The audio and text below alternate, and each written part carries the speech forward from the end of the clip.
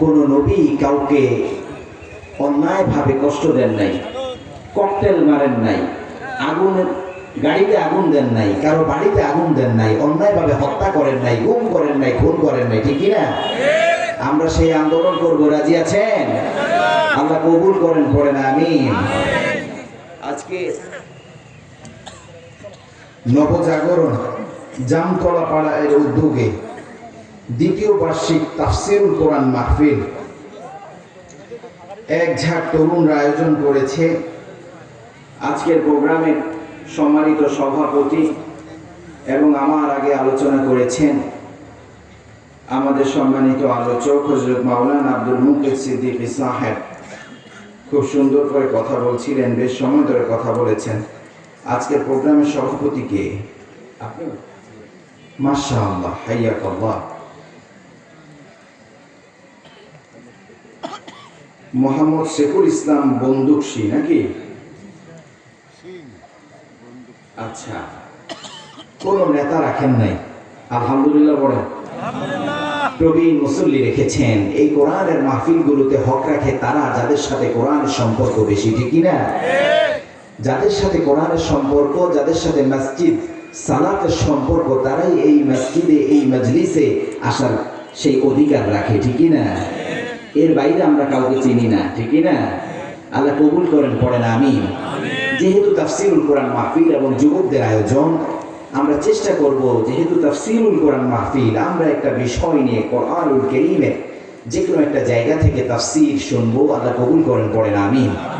যেহেতু কোরআনের মাজলিস, আল্লাহর হাবিব বললেন মাজালিসুল কোরআন হুয়া মাজালিসুর রহমান, মানে হচ্ছে কোরআনের মাজলিস মানে হচ্ছে আল্লাহর মাজলিস। সুবহানাল্লাহ বলেন। এই মাজলিস, এই জলসা, এই আয়োজন হচ্ছে স্বয়ং আল্লাহ তাআলার আয়োজন। সুবহানাল্লাহ বলেন। এবং আপনাকে আল্লাহ মর্যাদা সম্পন্ন করেছে কারণ আপনি মাজলিসে এসেছেন। কথাটা কি বানিয়ে বললাম? এই কথা কার? আল্লাহর হাবিব বললেন, শোনো শোনো, সুসংবাদ শোনো, আমার কোন সম্প্রদায়, আমার কোন জাতি, আমার কোন উপজাতি যখন এভাবে কোন সামিয়ানার নিচে বসে যায়, কোরআন হাদিস থেকে কথা বলে, কোরআনের আজকার করে, আল্লাহর গুণকীর্তন গায়, আবার আমার প্রতি দরুদ পড়ে, নাযালাত আলাইহিমুস সাকিনাহ, ওই মাজলিসের উপর আল্লাহর অসংখ্য অগণিত সুকুনের বারিশ, শান্তির বৃষ্টি বর্ষণ হতে থাকে। আপনি আপনার চর্মচক্ষু দ্বারা দেখতে পাচ্ছেন না। রব বললেন, আমার অসংখ্য অগণিত রহমের ফোর্স, শান্তির ফেরেশতারা এই জায়গাটা বেষ্টনী দিয়ে রেখেছে। তাহলে সাধারণ জায়গা নাকি খুব দামি জায়গা? এই জায়গায় আসতে পেরে আপনারা খুশি তো? হাট বাজার, রব বললেন পৃথিবীতে যত জায়গা আছে সকল জায়গার মধ্যে আমার কাছে সবচেয়ে অপছন্দের জায়গা হচ্ছে হাট বাজার। নাউজুবিল্লাহ বলেন। আর বললেন সবচেয়ে পছন্দের জায়গা হচ্ছে মসজিদ। মসজিদ কোথায়? যেখানে কোরআনের কথা হয়, যেখানে আমাকে সিজদা করা হয়। আল্লাহ ছাড়া কাউকে সিজদা করা যাবে নাকি? যাবে? রব বললেন, খবরদার, আমি ছাড়া কেউ সিজদার অধিকার রাখে না। আল্লাহু আকবার। যেখানেই নিজের পরিচয় দিয়েছেন, বললেন লা ইলাহা ইল্লাহু, তিনি ছাড়া তোমাদের কোনো ইলাহ আছে নাকি? আজকে প্রোগ্রামের সম্মানিত সভাপতি সহ মঞ্চে উপবিষ্ট তুলাবা, উলামা, আমার সামনে উপবিষ্ট মুসল্লি ভাইয়েরা, পর্দার আড়াল থেকে শুনছেন, বহু গুণে গুণান্বিতা সম্মানিতা উম্মুল মুমিনিনদের উত্তরসূরি, হাজার আলাইহিস সালামের উত্তরসূরি, মারইয়াম বিনত ইমরানের উত্তরসূরি, সুমাইয়া রাদিয়াল্লাহু তাআলা আনহা এর উত্তরসূরি, ফাতিমা বিনতে মুহাম্মদুর রাসূলুল্লাহ সাল্লাল্লাহু আলাইহি ওয়াসাল্লামের উত্তরসূরি, আমার পরিজাত টুকরা মা এবং বোনেরা, সকলকে আবারও হৃদয়ের হৃদয়স্থল থেকে আন্তরিক মোবারকবাদ এবং হৃদয় নিংড়ানো সালাম। আসসালামু আলাইকুম ওয়া রাহমাতুল্লাহি ওয়া বারাকাতুহু। প্রোগ্রামটা আমরা শুরু করব আল্লাহর প্রশংসা দিয়ে। কি দিয়ে করা যাবে? ইনশাআল্লাহ। আল্লাহ বলেন, গোলাম যখন আমার প্রশংসা করে তার নিয়ামতটা আমি বাড়িয়ে দিই। সুবহানাল্লাহ। একটু চিৎকার করে পড়ুন তো, আল্লাহু আকবার কাবীরা, আলহামদুলিল্লাহি কাসীরা, সুবহানাল্লাহি বুকরাতাও ওয়া আসীলা, সুবহানাল্লাহি ওয়া বিহামদিহি আদাদা খালকিহি ওয়া রিদা নাফসিহি ওয়া জিনাতা আরশিহি ওয়া মিদাদা কালিমাতি লাকাল হামদ ইয়া রাব্বি কামা ইয়ানবাগি লিজালালি ওয়াজহি ওয়া আযীমি সুলতানিক লাকাল হামদ বিল ঈমান লাকাল হামদ বিল ইসলাম লাকাল হামদ বিল কোরআন। প্রশংসা করলাম কার? আর চিৎকার করে বলতে হবে প্রশংসা করলাম কার? আল্লাহ বললেন, গোলাম প্রতিদিন আমি তোমাকে ডাকি, তোমাকে যখন ডাকি তুমি আমাকে ডাকো, যখনই তুমি আমাকে ডাকবে সাথে সাথে আমি তোমাকে স্মরণ করবো। সুবহানাল্লাহ বলেন। কেমন রব পেয়েছেন দেখেন, কত দয়াময় রব পেয়েছেন। পৃথিবীতে প্রায় ৪,৫০০-এর বেশি ধর্ম আছে। কত হাজার? আরো আসতে বলেন, কত হাজার? প্রত্যেক ধর্মের ধর্মগুরু আছে না নাই? প্রত্যেক ধর্মের আবার আলাদা দেবতা আছে না নাই? প্রত্যেক ধর্মের আলাদা প্রভু আছে না নাই? কিন্তু আমাদের প্রভু একজন, তিনি কে?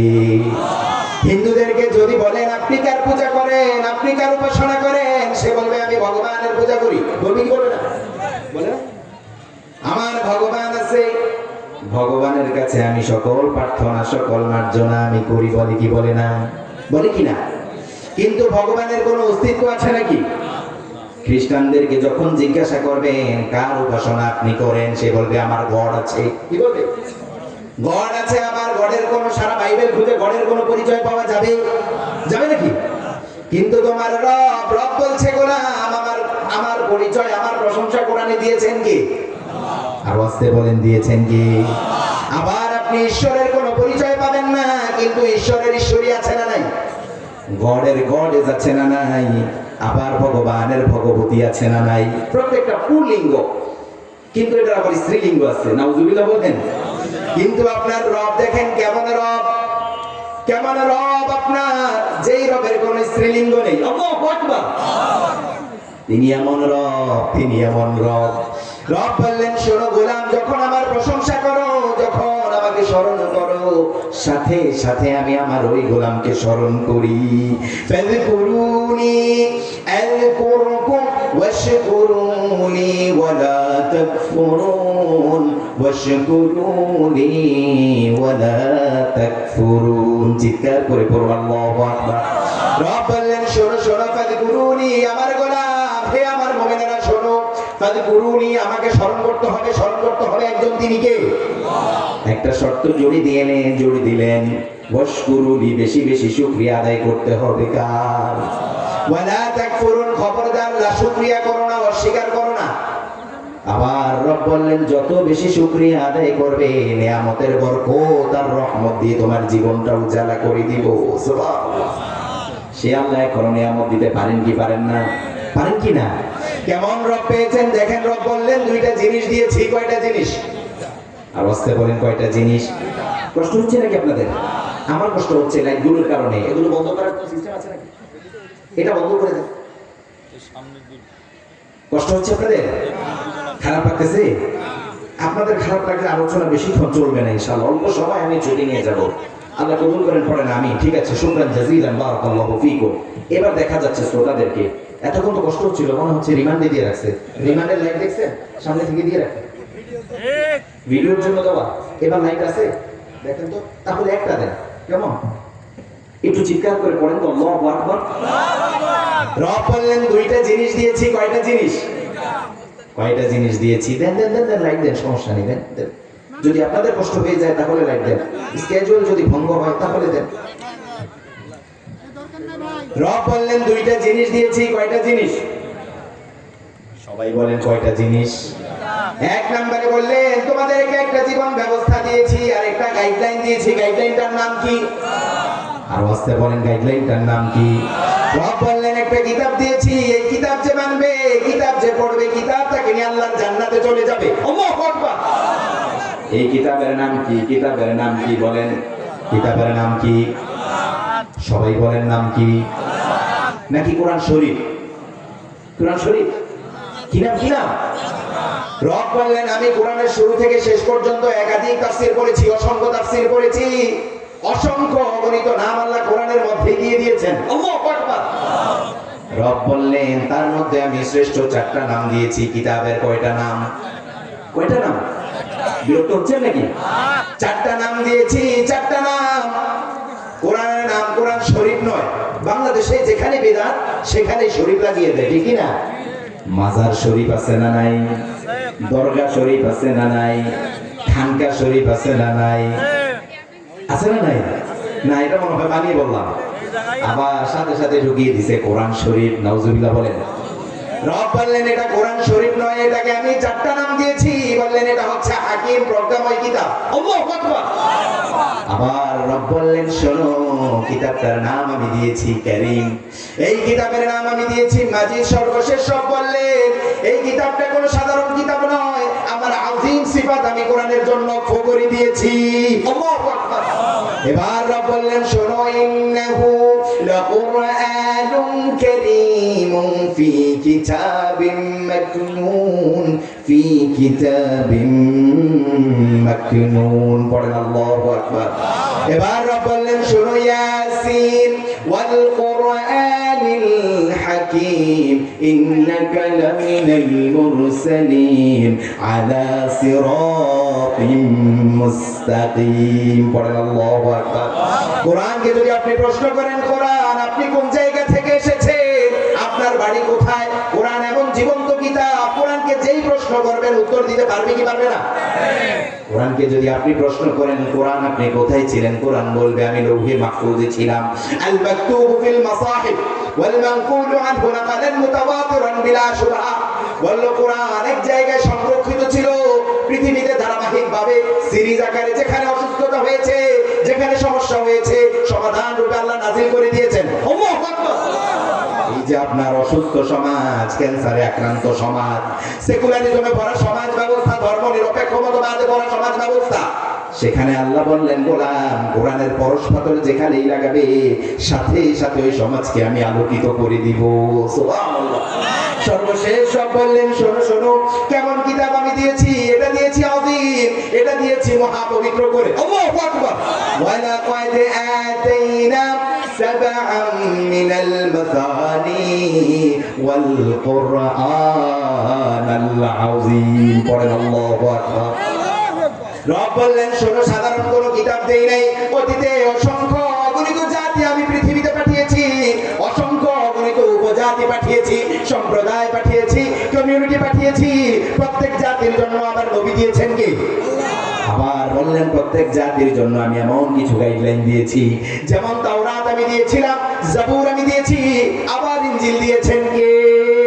সে আল্লাহ বললেন গোলাম এত চমৎকার কিতাবটা আমি তোমাদেরকে দিয়েছি, যেই কিতাবটা তাওরাতের মতো কিতাব নয়, জাবুরের মতো কিতাবে নয়, আবার ইনজিলের মতো কিতাবে নয়। এই কিতাবটা আমি প্রজ্ঞাময় করেছি, কিতাবটা বানিয়েছি হাকিম, কিতাবটা বানিয়েছি কারীম, কিতাবটা বানিয়েছি মাজিদ, কিতাবটা বানিয়েছি আমি আযীম। আল্লাহু আকবার। ওয়া লাকাদ আতাইনা সাবআন মিনাল মাসানি ওয়াল কুরআনাল আযীম। চিৎকার করে বলুন আল্লাহু আকবার। সেই রব বললেন শোনো শোনো, কিতাবটা আমি কি হিসাবে দিয়েছি? আমরা বললাম আল্লাহ কিতাবটা কি হিসাবে দিয়েছি? আমরা বললাম আল্লাহ কিতাবটা আপনি কি হিসাবে দিয়েছেন, কি হিসাবে দিয়েছেন? মনোযোগ আছে? মনোযোগ আছে আপনাদের? কি বললাম? বললাম রব কিতাবটা আপনি কি হিসাবে দিয়েছেন। এবার রব আমাদেরকে বলছে গোলাম পুরো কিতাব আমি তোমাদের জন্য ঔষধ হিসাবে দিয়ে দিয়েছি। সুবহানাল্লাহ। পুরো কিতাব আমি তোমাদের জন্য ঔষধ হিসাবে দিয়েছি, শিফা হিসাবে দিয়েছি, শিফা। ওয়া নুনাজ্জিলু মিনাল কুরআনি মা হুয়া শিফা মা হুয়া শিফা মা হুয়া শিফা ওয়া রাহমাতুল লিল মুমিনিন। চিৎকার করে বলুন আল্লাহু আকবার। এবার রব বলছেন শোনো শোনো, যে কিতাবটা দিয়েছি শুরু থেকে শেষ পর্যন্ত আমি এটাকে শিফা বানিয়ে দিয়েছি। আল্লাহু আকবার। কিভাবে শিফা হিসাবে দিলেন? রব বললেন প্রথমে আমি এটার শিফার সার্টিফিকেট দিয়েছি। সর্বপ্রথম যে সূরাটা দিয়েছি সূরাটার নাম দিলাম সূরাতুশ শিফা। কি নাম? কি নাম দিলেন? সূরাতুশ শিফা নাম দিলেন আপনি। প্রতিদিন সালাতে দাঁড়িয়ে সূরা ফাতিহা পড়েন কি পড়েন না? পড়েন কি না? রব বললেন শোনো, এই সূরাটা আমি বানিয়েছি শিফা হিসাবে। কি হিসাবে? ঔষধ হিসাবে দিলেন। কি হিসাবে? ঔষধ তো চিনেন, অনেকে শিফা বুঝে না, বুঝে ঔষধ। কি বুঝেন? ওষুধ বোঝা যায়? আপনার অসুস্থতা হলো জ্বর হয়েছে 103 থেকে 4 ডিগ্রি, আবার 5 ডিগ্রিও হয় কি হয় না? হয় না? আপনার অসুস্থতা হয়েছে, কোথায় যাবেন? সবাই বলে না কোথায়? আপনি ডাক্তারের কাছে গেলেন, এবার যদি ভালো ডাক্তার হয় প্রথমে আপনাকে একটা প্রাইমারি ট্রিটমেন্ট করবে, চেকআপ করবে, প্রাইমারি চেকআপ। তিনি দেখবেন, তিনি আপনার টেম্পারেচার দেখবেন। যদি পেটে ব্যথা হয় জিজ্ঞাসা করবে কি খেয়েছেন, কি খাচ্ছেন, আপনার লাইফস্টাইল কি, ঠিকমতো ঘুম হয়, সবকিছু জিজ্ঞাসা করবে। কি করবেন? ডাক্তার আপনাকে সকল কিছু জিজ্ঞাসা করার পর যখন প্রাইমারি চেকআপ শেষ, ডাক্তার যদি মনে করে আপনাকে আরো কিছু চেকআপ করতে হবে, আরো কিছু টেস্ট করতে হবে, তাহলে তিনি লিখে দিবেন এই টেস্ট করতে হবে, ব্লাড টেস্ট, ইউরিন টেস্ট, তারপরে আরো যত ধরনের টেস্ট আছে। দেয় না? দেয় না? কেন দেয়? যেন আপনার ভিতরের অবস্থা, ইন্টারনাল পার্টস গুলো ঠিক আছে কিনা, ভিতরের অবস্থাটা কি, এটা জেনেই তো তাকে কি করতে হবে? মেডিসিন সাজেস্ট করতে হবে নাকি? কি করতে হবে? কি করতে হবে? টেস্ট করতে হবে, যেন আপনার ভিতরের অবস্থাটা বুঝেন। এবার আপনাকে টেস্ট করা হলো, টেস্টের রিপোর্ট এসে ডাক্তারের কাছে আবারও গেলেন। এবার টেস্ট অনুযায়ী, রিপোর্ট অনুযায়ী তিনি আপনাকে প্রেসক্রিপশন লিখবেন। কি লিখবেন না? লিখবেন কি না? প্রেসক্রিপশন লিখছেন, বিভিন্ন ধরনের মেডিসিন দিচ্ছেন, পেইন কিলার, আবার অ্যান্টিবায়োটিকের প্রয়োজন হলে অ্যান্টিবায়োটিক আছে না নাই?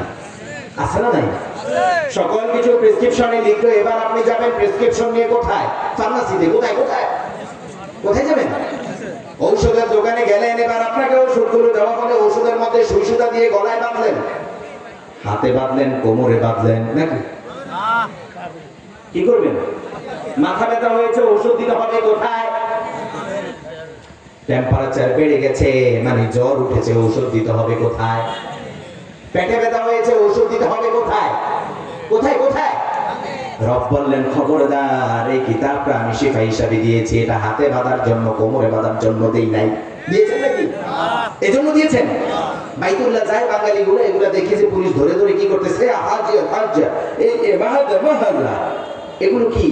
অধিকাংশ বাঙালি গুলার গলায় ঝুলে, কোমরে ঝুলে, হাতে ঝুলে, এরকম আছে না নাই? জাহিলিয়া। কোরআন কি আল্লাহ আমাদের জন্য এই কারণে দিয়েছেন? বললেন ঝাড়ফুঁক করো, শিফা করে দিবেন কে? আল্লাহু আকবার।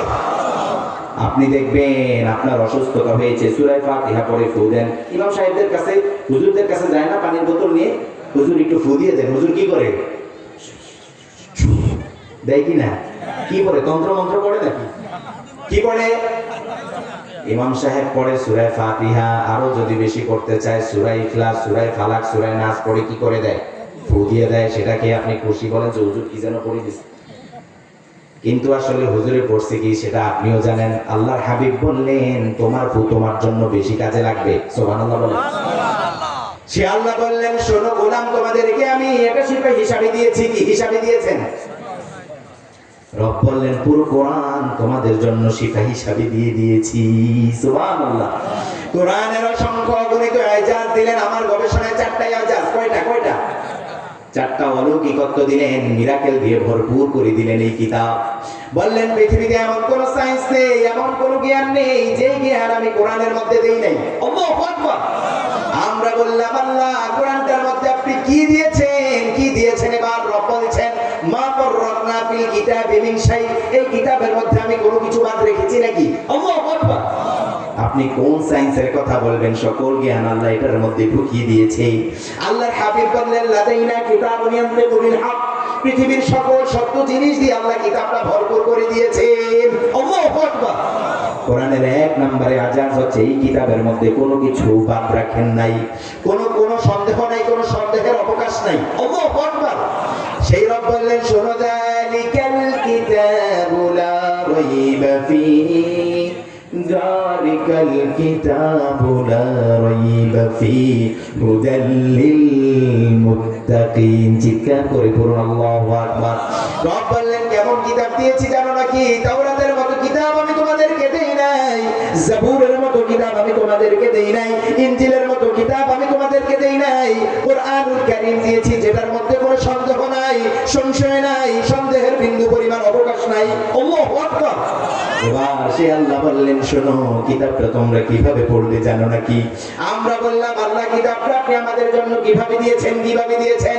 রব বললেন, গোলাম, কিতাবের শুরু থেকে শেষ পর্যন্ত আমি তোমাদের জন্য এটা সহজ করেছি। আল্লাহু আকবার। রব বললেন সহজ করেছি, কিন্তু আমরা তো এখন পড়ি না। কোরআন পড়ে? কোরআন পড়ে না। অসংখ্য অগণিত আছে কোরআন দেখে দেখে, মুসাফ দেখে দেখে পড়তে পারে না, এরকম কপাল পোড়া আছে না নাই? বয়স হয়েছে 30 বছর, 40 বছর, 50 বছর। আবার অনেক দাড়ি পাকাদেরকে যদি বলা হয়, বাবা একটু তিলাওয়াত করে শোনান, বলবে, হুজুর আগের মতো এখন আর চোখে দেখি না, অক্ষরগুলো টাহল করতে পারি না, এরকম বলে কিনা? কিন্তু ওই ব্যক্তিকে যদি জমির 10টা দলিল এনে দেন, 10টা জায়গার 10টা দলিল এনে দেন, বলবে এই দলিলের এই সমস্যা, ওই দলিলে এটা ঝামেলা, এটার মধ্যে এটা ঝামেলা, বলবে কি বলবে না? বলবে কি না? দলিল ঝামেলার বিষয়। কোরআনের শুরু থেকে শেষ পর্যন্ত আমি যতগুলো আয়াত পড়েছি, যতগুলো পৃষ্ঠা পড়েছি, তার মধ্যে আমার কাছে সবচেয়ে কঠিন লেগেছে একটা পারার একটা পৃষ্ঠা, 4 পারার 18 নম্বর পৃষ্ঠা। কত পারা? চিন্তা করে দেখলাম, ব্যাপার কি, এটা এত কঠিন লাগে কেন? বারবার পেঁচিয়ে যায়। কি হয়ে যায়? হাফেজে কোরআনদেরকে যদি জিজ্ঞাসা করবেন, বলবে যে এই পারার এই পৃষ্ঠা।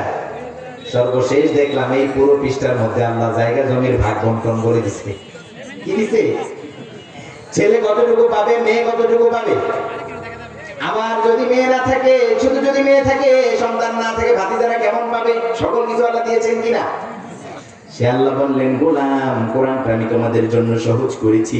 ওয়ালাকাদ ইয়াসসারনাল কুরআন লিযিকর ফাহাল মিন মুদ্দাকির। কে আছো এই কোরআন পড়বে, কোরআনের হিফজ করবে, কোরআনের জিকির করবে, তার জন্য আমি পুরো কোরআন সহজ করে দিয়েছি। সুবহানাল্লাহ। সে আল্লাহ বললেন, শোনো শোনো, কিতাবটা পড়লে তোমাদের কি লাভ হবে? আমরা বললাম, আল্লাহ কোরআনটা পড়লে আমাদের কি হবে, কি হবে? মানুষ দেখবেন যেদিকে লাভ বেশি সেদিকে মানুষ কম না বেশি? কম না বেশি? সে আল্লাহ বললেন, শোনো, কিতাবটা পড়লে তোমাদের কি লাভ হবে?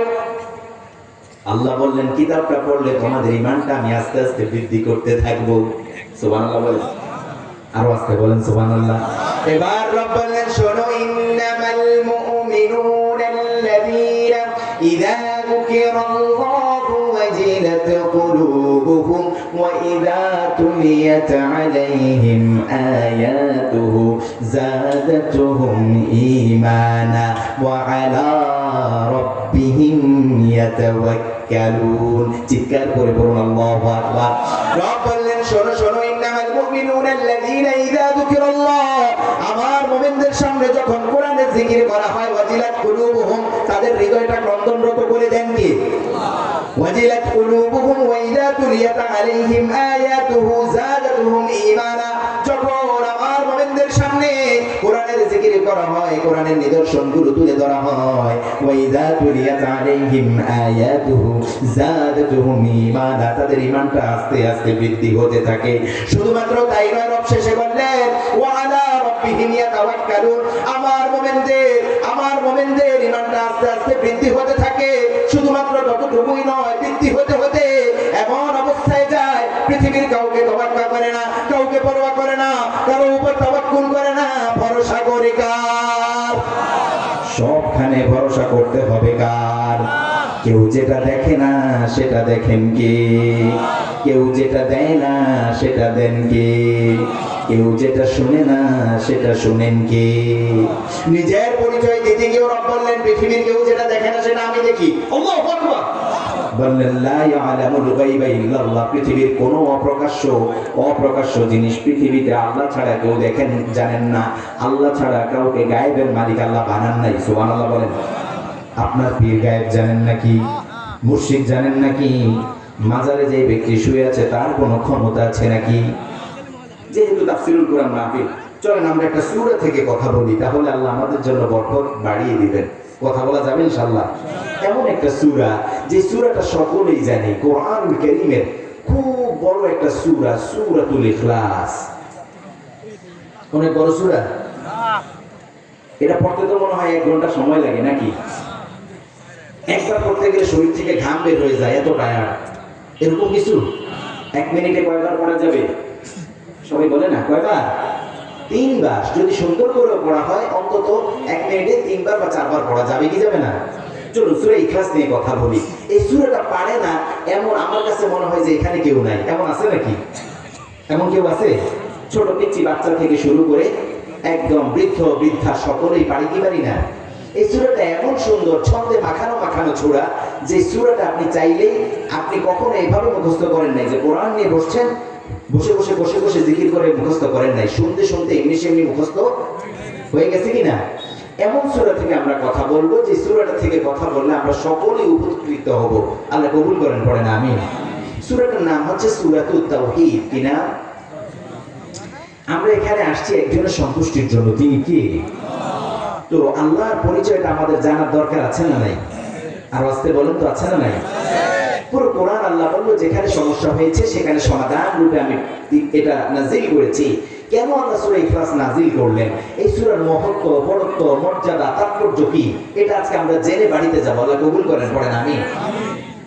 যেহেতু সূরাটা পারি, সূরার অর্থ অনেকেই জানি না। জানি না। ছোট্ট সূরা, সূরাটাকে বলা হয় মাক্কি। নাজিলের দিক থেকে সূরা 2 প্রকার। কয় প্রকার? মাক্কি এবং মাদানী। যেটা মক্কায় নাজিল হয়েছে মুফাসসিররা সেটাকে মাক্কি বলে আখ্যায়িত করেছেন, যেটা মদিনায় নাজিল হয়েছে সেটাকে মাদানী বলে আখ্যায়িত করেছেন। এই সূরাটা মক্কার শুরুর দিকে নাজিল হয়েছে, এই কারণে সূরার নাম হচ্ছে মাক্কি সূরা। কি সূরা? সবাই বুঝতে পেরেছেন? যদি সূরা ইখলাসের বিষয়ে বলা হয় যে সূরাটা কোথায় নাজিল হয়েছে, এক বাক্যে বলা যাবে যে এটা মক্কায় নাজিল হয়েছে। বলা যাবে তো ইনশাআল্লাহ? কোথায় নাজিল হয়েছে? মক্কায়। সবাই জানছে আজকে ইনশাআল্লাহ? ওয়াজ শিখে যান, বাসায় গিয়ে করেন। হ্যাঁ, কেমন ইনশাআল্লাহ? সূরাটা কোথায় নাজিল হয়েছে? মক্কায়। সূরাটার কয়টা আয়াত? সবাই বলেন তো কয়টা আয়াত? মনোযোগ আছে আপনাদের? কয়টা আয়াত? আমরা একটু একাডেমিক কথা বলবো। হুজুর আসছে, সুর দিয়ে ওয়াজ করে চলে গেছে, তো বাড়িতে কিছুই নিয়ে যেতে পারলাম না, কোনো লাভ হলো? যুবকরা এত কষ্ট করে দিন রাত পরিশ্রম করে, আমাকে ফোনের উপরে ফোন, দিনের বেলা একটু বিশ্রাম নিব তখনও ফোন, কোথায় আছেন, কি করতেছেন, হুজুর আসতেছেন তো? তো এই যে এত পেরেশানি, অনেকে ঘুমায় না গত 2-4 দিন হয়তো বা, যে প্রোগ্রামটা যেন ঠিকঠাক ভাবে হয়। তো তাদের এই আয়োজন তখনই সার্থক হবে যখন আমরা কোনো কিছু নিয়ে নিজেদের জীবন অ্যাপ্লাই করতে পারবো, ঠিকই না?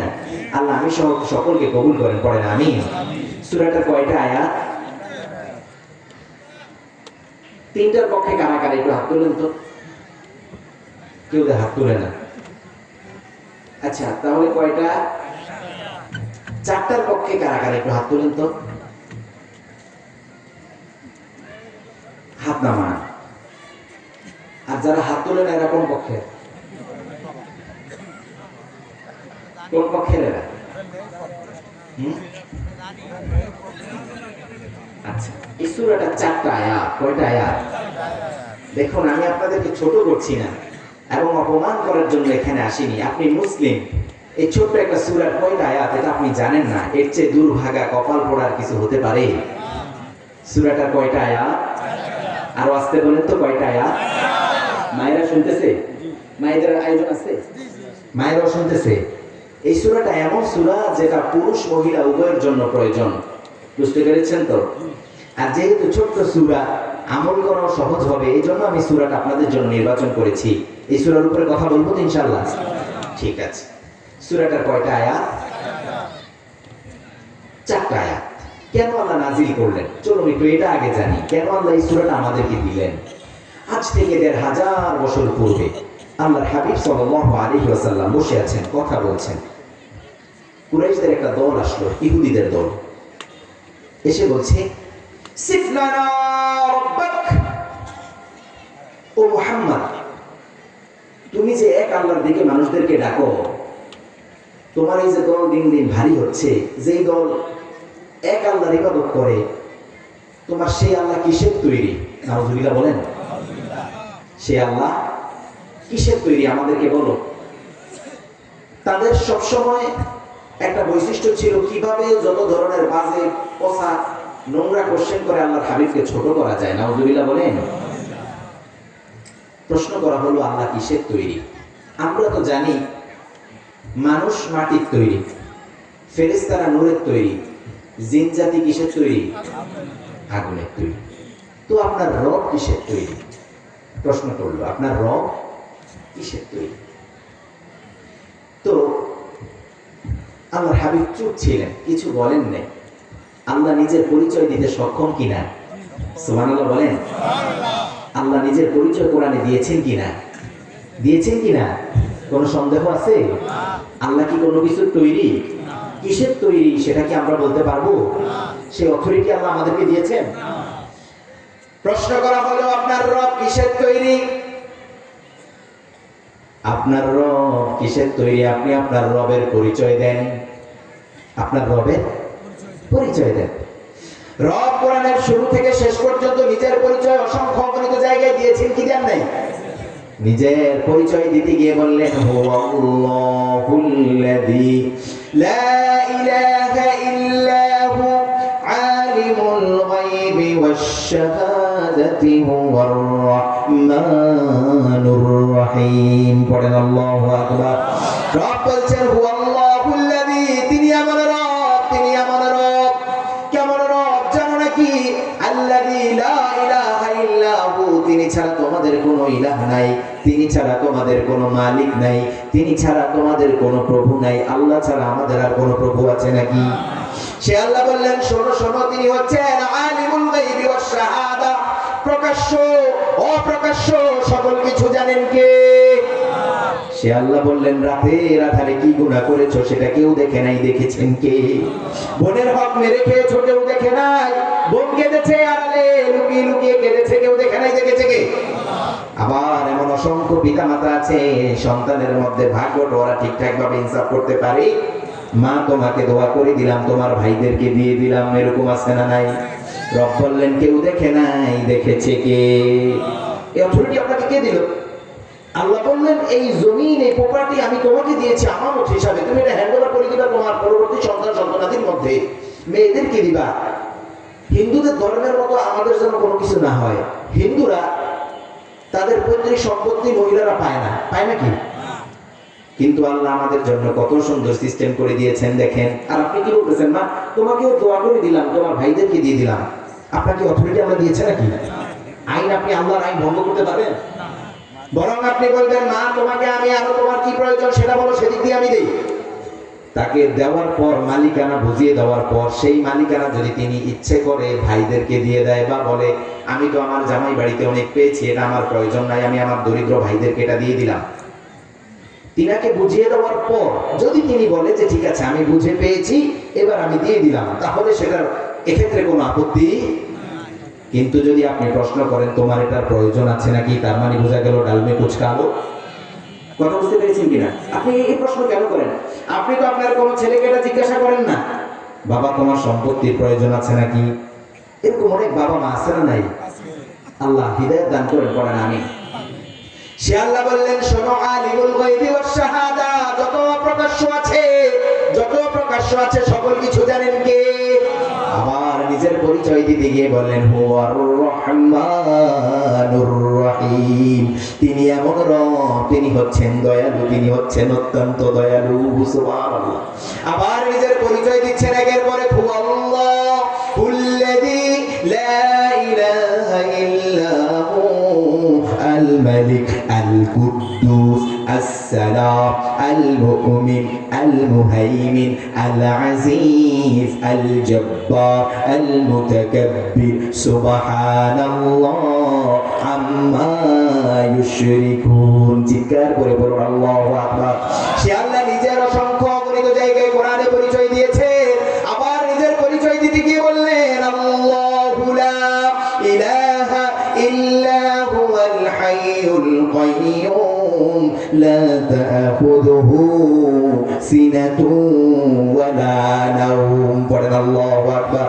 রব বললেন, তোমার রব কেমন জানো নাকি? তিনি হচ্ছেন হাইয়ুন, তিনি হচ্ছেন কাইয়্যুম, তিনি আমার রব, তিনি কখনো ধ্বংস হবেন না, ফান হবেন না। এই যে এত সুন্দর সুশৃঙ্খল পৃথিবী দেখছো, এত সুচল সুন্দর গোছানো পৃথিবী দেখছো, কুল্লু মান আলাইহা ফান ওয়া ইয়াবকা ওয়াজহু রাব্বিকা যুল জালালি ওয়াল ইকরাম। পড়ুন আল্লাহু আকবার। রব বললেন, এই যে সুন্দর পৃথিবী দেখছো, এই পৃথিবী একদিন খান খান হয়ে যাবে, ফান হয়ে যাবে, ধ্বংস হয়ে যাবে, কিন্তু তোমার রব কেমন জানো নাকি? কুল্লু মান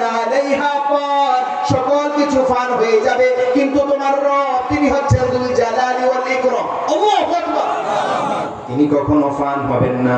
এই পৃথিবী ধ্বংস হয়ে যাবে, সকলেই একদিন মৃত্যুবরণ করবে, এমনকি যেই মালাকুল মাউত আছে তারও মৃত্যু হবে কি হবে না? কিন্তু আপনার রবের মৃত্যু হবে নাকি? আল্লাহু আকবার। ইহুদিরা প্রশ্ন করলো, আপনার রব কিসের তৈরি আমাদেরকে বলেন। যেখানে আল্লাহ তাআলা শান মান মর্যাদা বড়ত্ব মহত্বের বিষয় নিয়ে কথা উঠে, আল্লাহ এটা কখনোই বরদাস্ত করেন। আল্লাহ সমকক্ষ সমতুল্য পৃথিবীতে কেউ আছে? কিছু আছে? আল্লাহ বললেন ইন্না শিরক লাযুলমুন আযীম। পৃথিবীতে সবচেয়ে ভয়ঙ্কর অন্যায়, সবচেয়ে ভয়ঙ্কর জুলুম, সবচেয়ে ভয়ঙ্কর গুনাহ হচ্ছে শিরকের গুনাহ। কিসের গুনাহ? শিরকের গুনাহ। আল্লাহর সমতুল্য সমকক্ষ। আপনি যদি চিন্তা করেন আপনার এলাকার এমপি এই এলাকায় রাস্তা দিতে সক্ষম, তাহলে এটা শিরক হয়ে যাবে। কি হয়ে যাবে? আপনি এই কথা কখনো বলতে পারবেন না আল্লাহ আছে আপনিও আছেন, খবরদার বলা যাবে। বরং এমপি সাহেবকে বলবেন আল্লাহ আপনাকে আমাদের দায়িত্বশীল হিসাবে পাঠিয়েছেন, খবরদার কোনো প্রকার তাইলে নেড়ে চলবে না, রাস্তাটা আমাদেরকে করে দিবেন, আল্লাহ আপনাকে দায়িত্ব দিয়েছেন। বলা যাবে তো ইনশাআল্লাহ? কি বলবেন? আল্লাহ আপনাকে দায়িত্ব দিয়েছেন, আমাদের অভিভাবক বানিয়েছেন, সুতরাং আমাদের যেই যে প্রয়োজনীয়তা সেগুলো আপনি দেখবেন। করা যাবে? এভাবে যখন দুই একটা কথা কঠিন ভাষায় বলবেন, তখন সে গাড়ি নিয়ে এলাকায় ঢুকতে একটু চিন্তা ভাবনা করে ঢুকবে। বুঝতে পারছেন তো? আপনাদের অঞ্চলে আসলাম, দেখলাম রাস্তাঘাটে একটু সমস্যা আছে, তো এই বিষয়গুলো সামনে ইনশাআল্লাহ ঠিক করে নেবেন। আল্লাহ কবুল করেন, পড়েন আমিন। রাজনৈতিক কথা হয়ে গেল নাকি? আবার রাগ করলেন নাকি যে হুজুর আবার আমাদের এলাকায় এমপি ইলেকশন করবে নাকি? ব্যাপার কি এরকম কিছু নাকি? রাষ্ট্রীয় বিষয়গুলো নিয়ে আমাদের কথা বলা দরকার। অনেকে তো মনে করে হুজুর এগুলো নিয়ে কথা বলেন না, রাষ্ট্র লুট করার দায়িত্ব আমাদের, আপনারা বসে বসে শুধু মিলাদ করেন, ঠিক কি না? আপনাদেরকে গুলখানি সময় দাওয়াত করবো, সুর দিয়ে দিয়ে একটু ওয়াজ করবেন আর একটু মিলাদ করবেন, টাকা পয়সা 500-1000 দিয়ে দিব, আপনিও খুশি আমিও খুশি, আর এদিকে রাষ্ট্রের শত শত হাজার হাজার কোটি টাকা আমরা মেরে দিব। এরকম আছে না নাই? আর এরকম চলতে দেওয়া যাবে? আমরা এরকম আর চাই না যারা রাতে রাধারে আমাদের অর্থ চুরি করে বিদেশে পাচার করবে, সেই চোরগুলো দিনের বেলা আবার আমাদেরকে শাসন করবে। এটা আমরা চাই?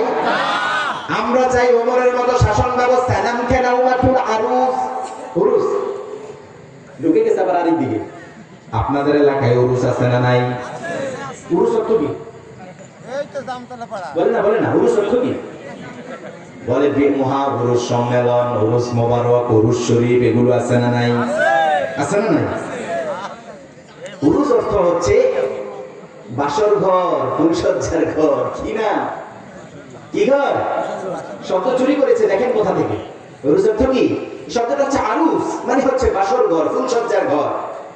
আমরা ওমরের মতো শাসন চাই, কারণ হচ্ছে আমরা ওমরের মতো যদি শাসন পাই, ওমরের মতো যদি শাসক পাই, তাহলে আমাদের দায়িত্বশীলরা, শাসকরা রাতের আধারে আমরা ঘুমিয়ে পড়বো। একজন নববধূ, একজন নববর সুরভিতে সুগন্ধিতে কাঁচা ফুলের সুগন্ধে যেভাবে নিরাপত্তার সাথে ঘুমিয়ে যায়, কোনো প্রকার টেনশন চিন্তা আছে নাকি? কত সুন্দর করে নীরবে নিভৃতে ঘুমিয়ে যায়, তেমন করে আমরা ঘুমিয়ে যাব, আর ওমরের মতো শাসক আমাদেরকে পাহারা দিবে। আর এখন আপনি ঘুমান, আপনার কত টেনশন মাথার উপর চেপে বসে, এই মাত্র মনে হয় পুলিশ আসলো নাকি, আবার আমার ছেলেটা তো ফেসবুকে লেখালেখি করে আবার গুম করে ফেললো নাকি, টেনশন আছে না নাই? আর যদি শরিয়া কায়েম হয়ে যায়, এই টেনশন কারো থাকবে নাকি? আল্লাহ আমাদেরকে কবুল করেন, পড়েন আমিন। আর আসতে বলেন তো আমিন। সে আল্লাহ বললেন শোনো, আমার সাথে কাউকে শরীক করা যাবে না। শরীক করা যাবে? আমার সাথে কাউকে শরীক করা যাবে না। যেখানে উরুস হয় সেখানে শিরক কম না বেশি? এটা আপনারা জানেন তো। মাজারে তো মনে হয় অনেক নবীরা সিজদা দিয়েছেন নাকি? নাউজুবিল্লাহ বলেন। দিয়েছেন? সালাফরা দিয়েছেন? আলীকে বললেন আল্লাহর হাবিব আলী, এখান থেকে রওনা করো, যতগুলো উঁচু কবর দেখবে ভেঙে গুড়িয়ে দাও, মাটির সাথে মিশিয়ে দাও। আল্লাহু আকবার। এটা মনে হয় আমি বানিয়ে বললাম নাকি? বানিয়ে বললাম। মাজারের ব্যক্তির কোনো ক্ষমতা আছে নাকি? আছে? মাজারের ব্যক্তির কোনো ক্ষমতা আছে? আল্লাহর হাবিব বলেছেন আল মাইয়িতু ফিল কবর কাল গারিকু ফিল বাহর। কবরে মৃত ব্যক্তি এতটা অসহায়, এতটা অসহায়, সাগরে উত্তাল ঢেউয়ের মধ্যে ডুবন্ত ব্যক্তি যত যতটা অসহায়, কবরের ওই মৃত ব্যক্তি ততটা অসহায়। উত্তাল সমুদ্রের মধ্যে একজন ব্যক্তি হাবুডুবু খাচ্ছে, একবার অতল গভীরে ডুবে যাচ্ছে, আবার ঢেউয়ের সাথে উপরে উঠতেছে। তার যেমন কোনো সাহায্যকারী কোনো কিছুই নাই, একটা কাঠ ধরার মতো অবস্থা নাই। একবার নিঃশ্বাস যাচ্ছে, আবার আসতেছে, মহা বিপদে আছে। এরকম এর চেয়ে ভয়ঙ্কর বিপদে কবরের ওই ব্যক্তি, তার কাছে আপনি কিভাবে চান? সে নিজেই তো লুঙ্গি ঠিক নাই। এরকম আছে নাই? খবরদার, এর সাথে ইসলামের কোন সম্পর্ক। আমরা এগুলোতে যাব না, এগুলো আঞ্জাম দিব না। এই অবস্থায় মৃত্যু হলে, শিরক অবস্থায় মৃত্যু হলে আপনার তো জানাজাও হবে না। নাউজুবিল্লাহ বলেন। প্রশ্ন করলো কি, আপনার রব কিসের তৈরি? মনে আছে তো? প্রশ্ন করার সাথে সাথে ফাআনজালাল্লাহু সূরাতুল ইখলাস, সাথে সাথে আল্লাহ সূরাতুল ইখলাস নাযিল করে দিয়েছে। সুবহানাল্লাহ। এবার আল্লাহ বলছে, শোনো, পড়েন, আউযু বিল্লাহি মিনাশ শাইতানির রাজীম, বিসমিল্লাহির রাহমানির রাহিম, কুল হুয়াল্লাহু আহাদ, আল্লাহুস সামাদ, লাম ইয়ালিদ ওয়া লাম ইউলাদ ওয়া লাম ইয়াকুল লাহু কুফুয়ান আহাদ। পড়েন আল্লাহু আকবার। সূরাগুলোর আয়াতের দিকে একটু লক্ষ্য করেন। এমন একজন খুঁজে পাওয়া যাবে না যে সূরার অর্থগুলো জানে না। এমন পাওয়া যাবে নাকি? সূরাগুলো জানে না, অর্থ জানে না, এরকম সবাই আছে। অর্থ জানে না, সূরাটা পারে না, এমন পাওয়া যাবে না। সবাই সূরা পারে কি পারে না? আপনি লক্ষ্য করেন, আল্লাহ আয়াতের শুরুই বললেন, কুল, হে নবী, ও আমার নবী, আল্লাহর হাবিবকে বললেন, কুল হুয়াল্লাহু আহাদ, আপনি সাক্ষ্য দেন, তাদেরকে জানিয়ে দেন। কি করেন? আপনি তাদেরকে জানিয়ে দেন। নবী, আপনি তাদেরকে জানিয়ে দেন, আল্লাহ ছাড়া আল্লাহ হচ্ছেন একজন। কয়জন? আপনার রব কয়জন? প্রতিদিন যেই রব তোমাকে ডাকে, ফজরে ডেকেছে, জোহরে ডেকেছে, আসরেও ডেকেছে, মাগরিবেও ডেকেছে, ইশাতেও ডেকেছে, পাঁচবারের একবারও গোলাম তার রবের কাছে হাজিরা দেয় নাই। এবার রব বললেন, আমি শেষ রাত্রে আমার ওই গোলামকে ডাকি, আদরের গোলাম, ইবাদিয়াল্লাযীনা আসরাফু আলা আনফুসিহিম লা তাকনাতু মির রাহমাতিল্লাহ, লা তাকনাতু মির রাহমাতিল্লাহ, ইন্নাল্লাহা ইয়াগফিরুদ যুনুবা জামিআ। আল্লাহু আকবার। শেষ রাতে রব এবার ডাকেন, গোলাম, ফজরে ডেকেছিলাম, আসিস নাই, ঘুমাইয়া কাজা করেছো ফজর, তখনও চাকুনি, যখনও জোহর, হেলাই খেলাই কেটেছে আসর, মাগরিবের ওই শুনিয়া যান, এখন ওই সাথে হৌরে শামিল, এখন ওই সাথে আছে স্থান, বাজিছে দামামা মাধুরী আমামা, শির উঁচু করি মুসলমান, দাওয়াত এসেছে নয়া জামানার, ভাঙা কিল্লা ইউরি নিশান। সে আল্লাহ বললেন, পাঁচবার ডেকেছি, আসিস নাই, এবার শেষ রাতে ডাকছে, গোলাম, কার কি প্রয়োজন আমার কাছে বল, যদি দারিদ্রতা থাকে, টাকা পয়সা লাগবে, অর্থ লাগবে, প্রপার্টি লাগবে, আমার কাছে বল, দুঃখ ক্লেশ গ্লানি যদি তোর হৃদয়ে ভরপুর থাকে, আমার কাছে বল, কি লাগবে আমার কাছে বল, সফলতা লাগবে আমার কাছে বল, গুনাহ করেছিস আমার কাছে বল, গুনাহ করতে করতে জীবনের শেষ দ্বার প্রান্তে চলে এসেছিস, আমার কাছে বল, ঠান্ডা পানি দিয়ে যদি উঁচু করে আল্লাহর সামনে দাঁড়াতে পারেন, চোখের পানি ছেড়ে দিয়ে যদি একটু সিজদায় কাটতে পারেন, রব বললেন, গোলাম, সকল গুনাহ ক্ষমা করে দিয়ে তোর জীবনটা আমি উজালা করে দিব। সে আল্লাহ বললেন, শোনো গোলাম, আমি তোমাকে প্রতিদিন ডাকি, সেই রব তোমাকে তোমার রবের পরিচয় দিচ্ছে। কেমন রব তোমাকে প্রতিদিন ডাকে জানো নাকি? নবী, আপনি তাদেরকে বলে দেন, আপনার রব হচ্ছেন একজন। আপনার রব কয়জন? আল্লাহ আহাদ শব্দ ব্যবহার করলেন। প্রথম শব্দটা বললেন কুল, শেষে বললেন আহাদ। এই দুইটা শব্দ নিয়ে আমাদের একটু বিশ্লেষণ করতে হবে। আল্লাহ অসংখ্য অগণিত জায়গায় নিজের পরিচয় দিয়েছেন। কোথাও আল্লাহ বলেন নাই, নবী আপনি সাক্ষ্য দেন। কেন আল্লাহ সূরা ইখলাসে বললেন, নবী আপনি সাক্ষ্য দেন? নবী আপনি বলেন, কুল দিয়ে কেন শুরু করলেন? আল্লাহ তো বললেন হুয়াল্লাহুল্লাযী, তিনি এমন রব। সেখানে আল্লাহ কুল বলেন নাই, বললেন আল্লাহু লা ইলাহা ইল্লাহু, তিনি এমন রব, তিনি হচ্ছেন হাইয়ুল কাইয়ুম। সেখানেও বলেন নাই আল্লাহ, সেখানেও আল্লাহ বলেন নাই যে নবী আপনি সাক্ষ্য দেন। কেন আল্লাহ সূরা ইখলাসে সাক্ষ্য দেওয়ার কথা বলেছেন? আল্লাহ বোঝাতে চাইলেন, নবী, পৃথিবীতে আমি অসংখ্য অগণিত আম্বিয়া পাঠিয়েছি, অসংখ্য অগণিত নবী পাঠিয়েছি, কোন নবী আমার সম্পর্কে এতটা ভালো জানে না যতটা ভালো আপনি জানেন। আপনাকে আমি শুধুমাত্র দুনিয়ায় রাখি নাই, আপনাকে আমি মেহমান বানিয়েছি আরশে আযীমে। আল্লাহু আকবার। আপনাকে খুব কাছাকাছি আমি নিয়েছি। আপনাকে শুধুমাত্র দুনিয়া নয়, লা জামান নয়, লা মাকান নয়, সিদরাতুল মুনতাহা নয়, আপনাকে আমি আমার আরশে আজিমে মেহমান বানিয়েছি। সাইয়্যিদুনা মূসা মায়না ধরলো, আল্লাহ আমি আপনাকে দেখব। এত কথা বলি, সরাসরি কথা বলতেন সাইয়্যিদুনা মূসা। আল্লাহু আকবার। এত কথা বলি কেমন যেন হৃদয়ের মধ্যে একটা পিপাসা জেগেছে, আপনার সাথে দেখা করতে চাই, আপনার সাথে দেখা করতে চাই, আপনাকে এক নজর দেখতে চাই, হৃদয়ের খুব বাসনা। আল্লাহ বললেন, খবরদার মূসা, দেখা যাবে না। আল্লাহ, নূহ তুমি সহ্য করতে পারবা না। বাইনা ধরলো, মূসা তুরি সিনিনে যাওয়ার কথা বলা হলো, গিরিপথ ছেড়ে দেওয়া হলো, খুব একটা আয়োজন করা হলো। আল্লাহর সামান্য ব্যাপক বিস্তর ঘটনা, আল্লাহর সামান্য নূর দেখে সাইয়্যিদুনা মূসা কি হয়ে গেলেন? অজ্ঞান হয়ে পড়লেন। আল্লাহু আকবার। আল্লাহর হাবিবকে বললেন, নবী মূসার মতো আমি আপনাকে করি নাই। অনেক সুন্দর প্ল্যান প্রোগ্রাম করে, অনেক প্রটোকল দিয়ে আমি আপনাকে সম্মানিত করেছি। আমার আরশে আজিমে আমি আপনাকে মেহমান বানিয়েছি। নবী সবচেয়ে বেশি আপনি আমার সম্পর্কে জানেন। ইহুদিদেরকে বলে দেন, কুরাইশদেরকে বলে দেন, আপনার রব কয়জন? আর চিৎকার করে বলুন, কয়জন? সে আল্লাহ বললেন, শোনো, তোমাদের রব আহাদ। কেমন শব্দ চয়ন রবের দেখেন, কত সুন্দর শব্দ দেখেন। আহাদ শব্দ ব্যবহার করলেন। আহাদ ওয়াহিদের সানি হয়, মানে একের দুই হয়, আহাদের কখনো দুই হয় না। আল্লাহু আকবার। নিজের ব্যাপারে বললেন, তিনি হচ্ছেন আমাদের রব, তিনি হচ্ছেন একজন। এরপর তিনি বললেন, আল্লাহুস সামাদ, তিনি হচ্ছেন পেট শূন্য, বেনিয়াজ, তিনি হচ্ছেন অমুখাপেক্ষী। সামাদ শব্দের ব্যাখ্যা আল্লাহ পরবর্তীতে আয়াতে করে দিয়েছেন, লাম ইয়ালিদ ওয়া লাম ইউলাদ, তিনি এমন রব, তিনি কাউকে জন্ম দেন নাই, কারো কাছ থেকে জন্মগ্রহণ করেন নাই। আল্লাহু আকবার। আপনার রব কেমন দেখেন, আপনি যদি চিন্তা করেন আমার রব মনে হয় আমার মতো, নাউযুবিল্লাহ বলেন। আপনি যদি চিন্তা করেন আমার রবের মনে হয় আমার মতো, কান আছে, মুখ আছে, চোখ আছে, এটা কখনো চিন্তা করা যাবে? রব কেমন? রব তিনার মতন। রব তিনার মতো, তিনার সিফাত, তিনার গুণাগুণ তিনার জন্যই খাস, এটা আমরা কল্পনাও করতে পারবো। কিন্তু তিনি দেখেন, তিনি শুনেন। কেউ যেটা দেখে না সেটা দেখেন কে? কেউ যেটা দেয় না সেটা দেন কে? তার মানে কারো কাছে কোনো কিছু চাওয়া যাবে না, চাইতে হবে একজন, তিনি কে? সাহাবায়ে কেরাম আজমাইন বলতেন, আমাদের একটা জুতার ফিতা লাগলো আমরা আল্লাহর কাছে চাইতাম। সুবহানাল্লাহ বলেন। আপনার যা কিছু প্রয়োজন আপনি চাইবেন কার কাছে? আপনি বিপদে পড়েছেন, পৃথিবীর কেউ জানে না, জানেন কে?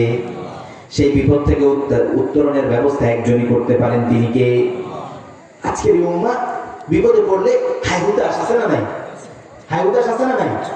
কিন্তু আপনি বিপদে পড়েছেন, আপনি ইউনুস পড়েন, দোয়া ইউনুস, একটা আয়াত আছে না, ওয়াদান্নুন ইয যাহাবা মুগাদিবান ফাযান্না আল লান নাকদির আলাইহি ফানাদা ফিল যুলুমাত আল্লা ইলাহা ইল্লা আন্ত সুবহানাক সুবহানাক ইন্নী কুনতু মিনাল যালিমিন। পড়েন আল্লাহু আকবার।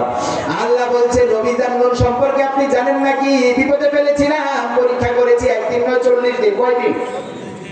একদিন নয়, দুদিন নয়, মাছের পেটে আল্লাহ ঢুকিয়ে দিয়েছেন। কি করলেন? মাছের পেটে ঢুকিয়ে দিলেন। দিন যায়, রাত যায়, সকাল যায়, বিকাল যায়। সাইয়্যিদুনা ইউনুস বলছে, আমার খাবারের ব্যবস্থা করেছেন কে? আবার এই অস্বাভাবিক তাপমাত্রা স্বাভাবিক করে দিয়েছেন কে? মাছের পেটে অক্সিজেনের ব্যবস্থা করে দিয়েছেন কে? সর্বশেষ এবার ইউনুস বলছে, সুবহানাক ইন্নী কুনতু মিনাজ যালিমিন, হে আমার রব আপনি পবিত্র আর আমি হচ্ছি জুলুমকারী, অন্যায়কারী। আল্লাহু আকবার। নবীদের ভুলে তিনাদের গুনাহ হয় না, তিনাদের ভুলে আল্লাহ সুবহানাহু ওয়া তাআলা ভুলগুলো শুধরিয়ে তাদের মর্যাদাটা বাড়িয়ে দেন। সুবহানাল্লাহ। আল্লাহ বললেন, শোনো, শুধুমাত্র ইউনুসকে আমি বাঁচিয়েছি বিষয়টা এমন নয়, কোরআনের মধ্যে আমি নিদর্শন দিয়েছি। ফাস্তাজাবনা লাহু ওয়া নাজ্জাইনাহু মিনাল গাম্মি ওয়া কাযালিকা নুনজিল মুমিনিন। বললেন, কিয়ামত পর্যন্ত আমার কোন মুমিন যখনই আয়াতে কারিমা তিলাওয়াত করবে, এই দোয়াটা পড়বে, এভাবে আমার প্রশংসা করবে, সাথে সাথে আমি আমার ওই গোলামকে বিপদ থেকে উত্তরণের ব্যবস্থা করে দিব। পড়া যাবে তো ইনশাআল্লাহ? সে আল্লাহ বললেন, শোনো, তিনি হচ্ছেন, তিনি কাউকে জন্ম দেন না, কারো কাছ থেকে জন্মগ্রহণ করেন। ওয়ালাম ইয়াকুল লাহু কুফুয়ান আহাদ। শোনো, সুতরাং তোমার রব হচ্ছে একজন, তিনি কারো কাছে মুখাপেক্ষী তার মানে সূরা ইখলাস আল্লাহ কেন নাজিল করলেন জানতে পেরেছেন? মনে আছে তো কেন আল্লাহ সূরা ইখলাস নাজিল করলেন?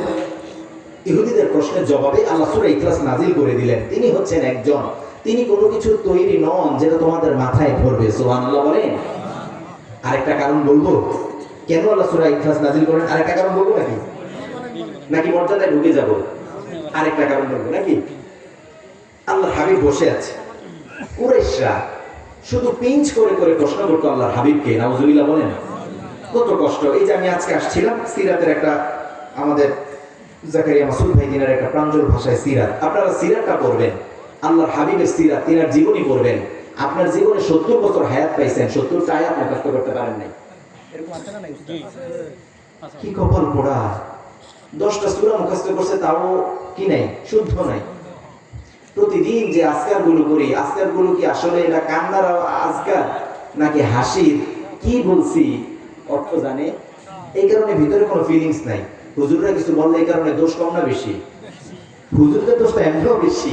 হুজুরদের অবস্থা হয়ে গেছে এখন গাধাওয়ালার মতো। গাধাওয়ালার কথা বলবো, এক গাধাওয়ালা যাচ্ছে পরিবার পরিজন নিয়ে, গাধা হাঁটি হাঁটি নিয়ে যাচ্ছে। তো এলাকাবাসী দেখে হাসাহাসি করতেছে, দেখো কি নির্বোধ, গাধাটা একা একা হেঁটে যাচ্ছে, তারাও হেঁটে যাচ্ছে, কেউ গাধার পিঠে চড়তেছে না। লোকটা চিন্তা করলো মহা মুশকিল, ঠিক আছে আমি গাধার উপরে উঠি। তো স্ত্রী গাধার দড়ি নিয়ে টানতেছে, লোকটা গাধার উপরে বসে আছে। কিছু দূর যাওয়ার পর এলাকাবাসী বলতেছে, দেখো কি নির্বোধ নিষ্ঠুর পুরুষ, স্ত্রী হেঁটে যাচ্ছে, নিজে গাধার উপরে উঠে বসে আছে। মহা মুশকিলে পড়লাম। ঠিক আছে, নিজে নামলো, এবার স্ত্রীকে উঠালো। ঠিক আছে, টানতেছে। কিছু দূর যাওয়ার পরে বলে যে কি বেয়াদব মহিলা, তার মধ্যে কোনো আদব লেহাজ নাই, স্বামী যাচ্ছে হেঁটে, সে গাধার উপরে উঠে বসে আছে। মুশকিল কম না বেশি? পুরুষ চিন্তা করলো, ধুর এত সমস্যা, ঠিক আছে সবাই মিলে উঠে। পুরুষও বসলো, মহিলাও বসলো, বাচ্চা একটা ছিল তাকেও উঠে বসালো। যাচ্ছে, বলতেছে এদের মতো নিষ্ঠুর মনে হয় আর কোনো পরিবার নাই, একটা গাধার উপরে 3 জন বসছে। হুজুরদের অবস্থা এমন, একটু দ্রুত হাঁটলে বলে মনে হচ্ছে যে ওয়াশরুমে যেতে হবে, হুজুরের কোন বাড়ি থেকে যেন দাওয়াত খেয়ে আসছে, এরকম আছে না নাই? হুজুরদের দোষের অভাব নাই। আবার একটু ধীরে সুস্থে হাঁটলে বলে যে পেট আজকে মনে হয় একটু ভারী হয়ে গেছে, বলে কি বলে না? মাআযাল্লাহ। আল্লাহর হাবিবের সাথে কি এরূপ আচরণ করতেন সাহাবারা? সাহাবায়ে কেরামদের সাথে তাবিঈরা কি আচরণ করতেন? কত আদবের সাথে থাকতেন। আল্লাহ আমাদেরকেও আদব বলা বানান, পড়েন আমিন। মসজিদের সাহিবুল ইমাম, সাহিবুল খতিব, যিনি মুয়াজ্জিন, প্রতিদিন আল্লাহর পক্ষ থেকে 5 বার আপনাদেরকে আহ্বান করে, তিনার সম্মান, মর্যাদা, শান, মান যদি আপনি বুঝতেন, দূর থেকে তিনাদেরকে দেখলে আপনার হাঁটার গতিবেগ কি হয়ে যেত? পরিবর্তন হয়ে যেত। আর আপনি কিছু থেকে কিছু হলে আপনি এটা থ্রেট দেন, হুজুর ফ্যানটা কি আমি অফ করবো নাকি আরেকজনকে রাখবো ফ্যানটা অফ করার জন্য? বলে কি বলে না? ডাকাত। এগুলো কি ডাকাত। খবরদার, কোন ইমাম সাহেবের সাথে, খতিব সাহেবের সাথে এভাবে কথা বলা যাবে? খবরদার। আল্লাহর হাবিবকে এসে কুরাইশরা প্রশ্ন করছে, আচ্ছা আপনি যে এক আল্লাহর দিকে মানুষদেরকে ডাকেন, সে আল্লাহর বংশ পরিচয়টা একটু আমাদেরকে বলেন। নাউজুবিল্লাহ বলেন। সে আল্লাহর কি বলেন? আমরা তো জানি প্রথমে সন্তান, তারপরে বাবা আছে না নাই, তারপরে দাদা আছে না নাই, তারপরে দাদার পরে দাদা আছে না নাই, এভাবে বংশের ধারাবাহিকতা আছে না নাই? ইহুদিরা খুব বেয়াদব। প্রশ্ন করলো আপনার রব কিসের তৈরি? প্রশ্নের সাথে সাথে আবার বললো আবু আমিন খাশাবিন আও যাহাবিন আও ফিতনা, তিনি কি কাঠের তৈরি না সোনার তৈরি না রূপার তৈরি? নাউজুবিল্লাহ বলেন। আপনার রবের বংশ পরিচয়টা একটু আমাদেরকে বলেন। ফাআনজালাল্লাহু সূরাতুল ইখলাস, সাথে সাথে আল্লাহ সূরা ইখলাস নাজিল করে দিয়েছে। সুবহানাল্লাহ। আমরা কখনো এগুলো বরদাস্ত করেন না যে আল্লাহর মান মর্যাদা নিয়ে, বড়ত্ব মহত্ব নিয়ে কেউ কোনো প্রশ্ন তুলবে আর আল্লাহ সেটা চুপ করে বসে বসে দেখবেন, এটা আল্লাহ কখনো করেন নাই। সাথে সাথে সূরা ইখলাস নাজিল করে দিয়েছেন। সুবহানাল্লাহ বলেন। তাফসীরে মাআরিজ ও তানজিল থেকে কথা বলছি। তার মানে 2টা কারণ বললাম। কয়টা কারণ মনে থাকবে তো? যতদিন বেঁচে থাকবেন মনে থাকবে তো কেন আল্লাহ সূরা ইখলাস নাজিল করেছেন? মনে থাকবে? চলেন একটু এটার মর্যাদা কি, পড়লে আমাদের আমলটা কি করা যাবে? করবো তো ইনশাআল্লাহ। আমল নিয়ে বাড়িতে যাব, আল্লাহ কবুল করেন। পড়েন আমি, তারপরে আমি মা বোনদের জন্য 2-4টা কথা বলবো, তারপর ইনশাআল্লাহ আমরা চলে যাব। আমল। আল্লাহর হাবিব বসে আছেন, সাহাবায়ে কেরামদেরকে প্রায় নসিহা করতেন, দ্বীন শিখাতেন, প্র্যাকটিস করাতেন। আল্লাহর হাবিব বসে আছেন, বললেন কেউ যদি ফরজ সালাতের পর, কিসের পর? ফরজ সালাতের পর মান করা সূরাতুল ইখলাস 10 মাররা বানাল্লাহু কসরান ফিল জান্নাহ। আল্লাহু আকবার। বললেন কেউ যদি ফরজ সালাতের পর 10 বার সূরাতুল ইখলাস তিলাওয়াত করে, ওই ব্যক্তির জন্য আল্লাহর অনিন্দ সুন্দর জান্নাতে আল্লাহ একটা প্রাসাদ নির্মাণ করে দিবে। শুধুমাত্র তাই নয়, এবার আল্লাহর হাবিব বললেন মান করা সূরাতুল ইখলাস 20 মাররা বানাল্লাহু কসরাইন ফিল জান্নাহ। কেউ যদি 20 বার তিলাওয়াত করে, কেউ যদি সূরাতুল ইখলাস 20 বার তিলাওয়াত করে, আল্লাহর ওই গোলামের জন্য আল্লাহর অনিন্দ সুন্দর জান্নাতে আল্লাহ দুইটা প্রাসাদ নির্মাণ করে দিবে। প্রাসাদের কথা বলা হলো প্রাসাদ, সাধারণ ডুপ্লেক্স ট্রিপ্লেক্স বাড়ির কথা বলা হয় না, এবার বলা হলো কসরান ফিল জান্নাহ। আল্লাহু আকবার। এবার আল্লাহর হাবিব বললেন কেউ যদি 30 বার তিলাওয়াত করে, ওই ব্যক্তির জন্য আল্লাহর সুন্দর জান্নাতে আল্লাহ তিনটা প্রাসাদ নির্মাণ করে দিবে। আল্লাহু আকবার। আপনি সালাতের পর উল্টা দিকে দৌড় দেন, কি করেন? এরকম আছে না নাই? অথবা সালাত শেষ হয়েছে, পিছনে যারা একটু দেরি করে এসেছে অবশিষ্ট অংশ তারা পড়তেছে, আপনি দাঁড়িয়ে গেছেন, তাদেরকে ডিঙ্গিয়ে চলে যাবেন, কারণ আপনার ফ্লাইটটা ছুটে যাচ্ছে নাকি? বিমান এখনই ফ্লাই করবে, আপনি যদি এখনই বাইরে না বের হন, বিষয়টা এমন না? এমন নাকি? সে দাঁড়িয়েছে, যাবে, তো যার সামনে দিয়ে যাবে তার সালাত তো শেষ হয় না, এখন তার বিরক্তি, কি একটা এরকম আছে না নাই? আজীব বিষয়। মাহাদা মাহাদা ইয়া আখি, মাহাদা ইয়া মুসাল্লি। আপনি যদি মুসল্লি হন, আপনার হৃদয়টা মসজিদের সাথে ঝুলে থাকবে, ঠিক না? সালাত শেষ হয়েছে, আপনি উল্টা দিকে দৌড় দিয়েছেন। আল্লাহর হাবিব কি করতেন? আসসালামু আলাইকুম ওয়া রাহমাতুল্লাহ, আসসালামু আলাইকুম ওয়া রাহমাতুল্লাহ। সর্বপ্রথম পড়তেন আল্লাহু আকবার। কি করতেন? প্রথমে পড়তেন আল্লাহু আকবার, আস্তাগফিরুল্লাহ, আস্তাগফিরুল্লাহ, আস্তাগফিরুল্লাহ, আল্লাহুম্মা আনতাস সালাম ওয়া মিনকাস সালাম, তাবারাকতা ইয়া জাল জালালি ওয়াল ইকরাম। পড়তেন সুবহানাল্লাহ, আলহামদুলিল্লাহ, আল্লাহু আকবার। এরপর পড়তেন লা ইলাহা ইল্লাল্লাহু ওয়াহদাহু লা শারীকা লা, লাহুল মুলক ওয়া লাহুল হামদ, ইউহয়ী ওয়া ইউমীত বিয়াদিকাল খায়র, ইন্নাকা আলা কুল্লি শাইইন কাদির। আল্লাহর হাবিব আবারও বাড়িয়ে পড়তেন আল্লাহুম্মা লা মানিআ লিমা আ'তাইত ওয়া লা মুতিয়া লিমা মানা'তা ওয়া লা ইয়ানফা'ু জাল জাদ্দি মিনকাল জাদ। পড়েন আল্লাহু আকবার। আবার আল্লাহর হাবিব পড়তেন আল্লাহুম্মা ইন্নী আসআলুকা ইলমান নাফিআ ওয়া রিজকান তাইয়্যিবা ওয়া আমালান মুতাকাব্বালা। আবার বিশ্বনবী পড়তেন আল্লাহুম্মা ইন্নী আউযু বিকা মিনাল ফাকর ওয়াল কিল্লা ওয়াল যিল্লা।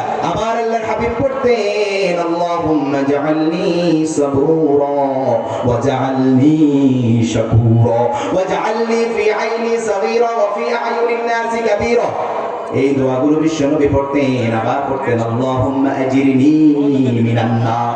আবার আল্লাহর হাবিব বললেন আমি প্রতিদিন 100 বারের চেয়ে বেশি তাওবা ইস্তিগফার করি। আল্লাহু আকবার। সাইয়্যিদাতুনা আয়েশা বললেন ইয়া রাসূলুল্লাহ, আপনার অতীতের পরবর্তী সকল গুনাহ তো আল্লাহ মাফ করে দিয়েছে, কেন আপনি এত বেশি তাওবা ইস্তিগফার করেন? কেন আপনি এত বেশি পড়েন আল্লাহুম্মা হাসিবনি হিসাবান ইয়াসীরা? আল্লাহর হাবিব বললেন আয়েশা রে, ওই দিনটা তো এই দিনের মতো হবে না, আমি বেশি বেশি ইস্তিগফার করি, আমার আল্লাহ যেন আমাকে হিসাব ছাড়া আল্লাহর জান্নাতটা দিয়ে দেয়। সুবহানাল্লাহ। আর আপনার অবস্থা দেখেন, আপনি প্রতিদিন কত গুনাহ করেন, কত ধরনের মিথ্যে কথা বলেন, জমিনের আইল খেলে আপনার জমিনটা বড় করে ফেলেন। আবার অনেকের সুকৌশলে জুলুম করেন, এমন আছে না নাই? কিন্তু জুলুমের ব্যাপারে গাফিল না আনহু ওয়া লাম ইয়াগফির আনহু আল্লাহু সুবহানাহু ওয়া তাআলা। আপনি জুলুম করেছেন, ভুলে গিয়েছেন, কিন্তু আমার রব ভুলেন নাই, বলেছেন। আপনি সালাম ফিরিয়েছেন, উল্টা দিকে দৌড় দিচ্ছেন। আল্লাহর হাবিব বললেন 10 বার যে সূরাতুল ইখলাস তিলাওয়াত করবে, আল্লাহর অনিন্দ সুন্দর জান্নাতে আল্লাহ তাকে একটা প্রাসাদ নির্মাণ করে দিবে। সুবহানাল্লাহ। করা যাবে তো ইনশাআল্লাহ? 10 বার সূরা ইখলাস পড়তে তো 1 ঘন্টা সময় লাগবে।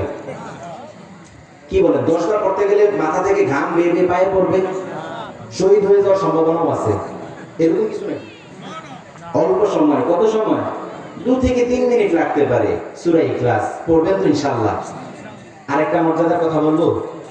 এবার আল্লাহর হাবিব বললেন শোনো, তোমাদের মধ্যে এমন কেউ আছে নাকি অল্প সময়ের মধ্যে কোরআনের 10 পারা তিলাওয়াতের সওয়াব নিজের আমলনামায় নেবে? সাহাবায়ে কেরাম আজমাইন খুব অবাক হয়ে বললেন কাইফা ইয়া রাসূলুল্লাহ, কিভাবে, এটা কিভাবে সম্ভব? সাহাবায়ে কেরামের একটা বৈশিষ্ট্য ছিল, অল্প অল্প পড়তেন, অল্প অল্প বুঝতেন, অল্প অল্প আমল করতেন, তাড়াহুড়ো করে তারা তিলাওয়াত করতেন। এবার আল্লাহর হাবিব বললেন, তাহলে এমন কেউ আছে নাকি অল্প সময়ের মধ্যে 20 পারা তিলাওয়াতের সওয়াব তার আমলনামায় নেবে? সাহাবায়ে কেরাম আজমাইন বললেন, ইয়া রাসূলুল্লাহ, এটা তো কোনোভাবেই সম্ভব নয়, আপনি এবং আল্লাহই ভালো জানেন। এবার আল্লাহর হাবিব বললেন, কেউ যদি চায়, তোমাদের মধ্যে এমন কেউ আছে নাকি যে পুরো কোরআন তিলাওয়াতের সওয়াব তার আমলনামায় নেবে? সাহাবায়ে কেরাম আজমাইন বললেন, লাইসা ইয়া রাসূলুল্লাহ, আমাদের মধ্য থেকে এমন তো কেউ নাই। মাফি ইয়া রাসূলুল্লাহ, এটা তো সম্ভব নয়। এবার আল্লাহর হাবিব বললেন, কেউ যদি সূরা ইখলাস একবার তিলাওয়াত করে, কোরআনুল কারীম 10 পারা তিলাওয়াতের সওয়াব তার আমলনামায় আল্লাহ দিয়ে দিবে।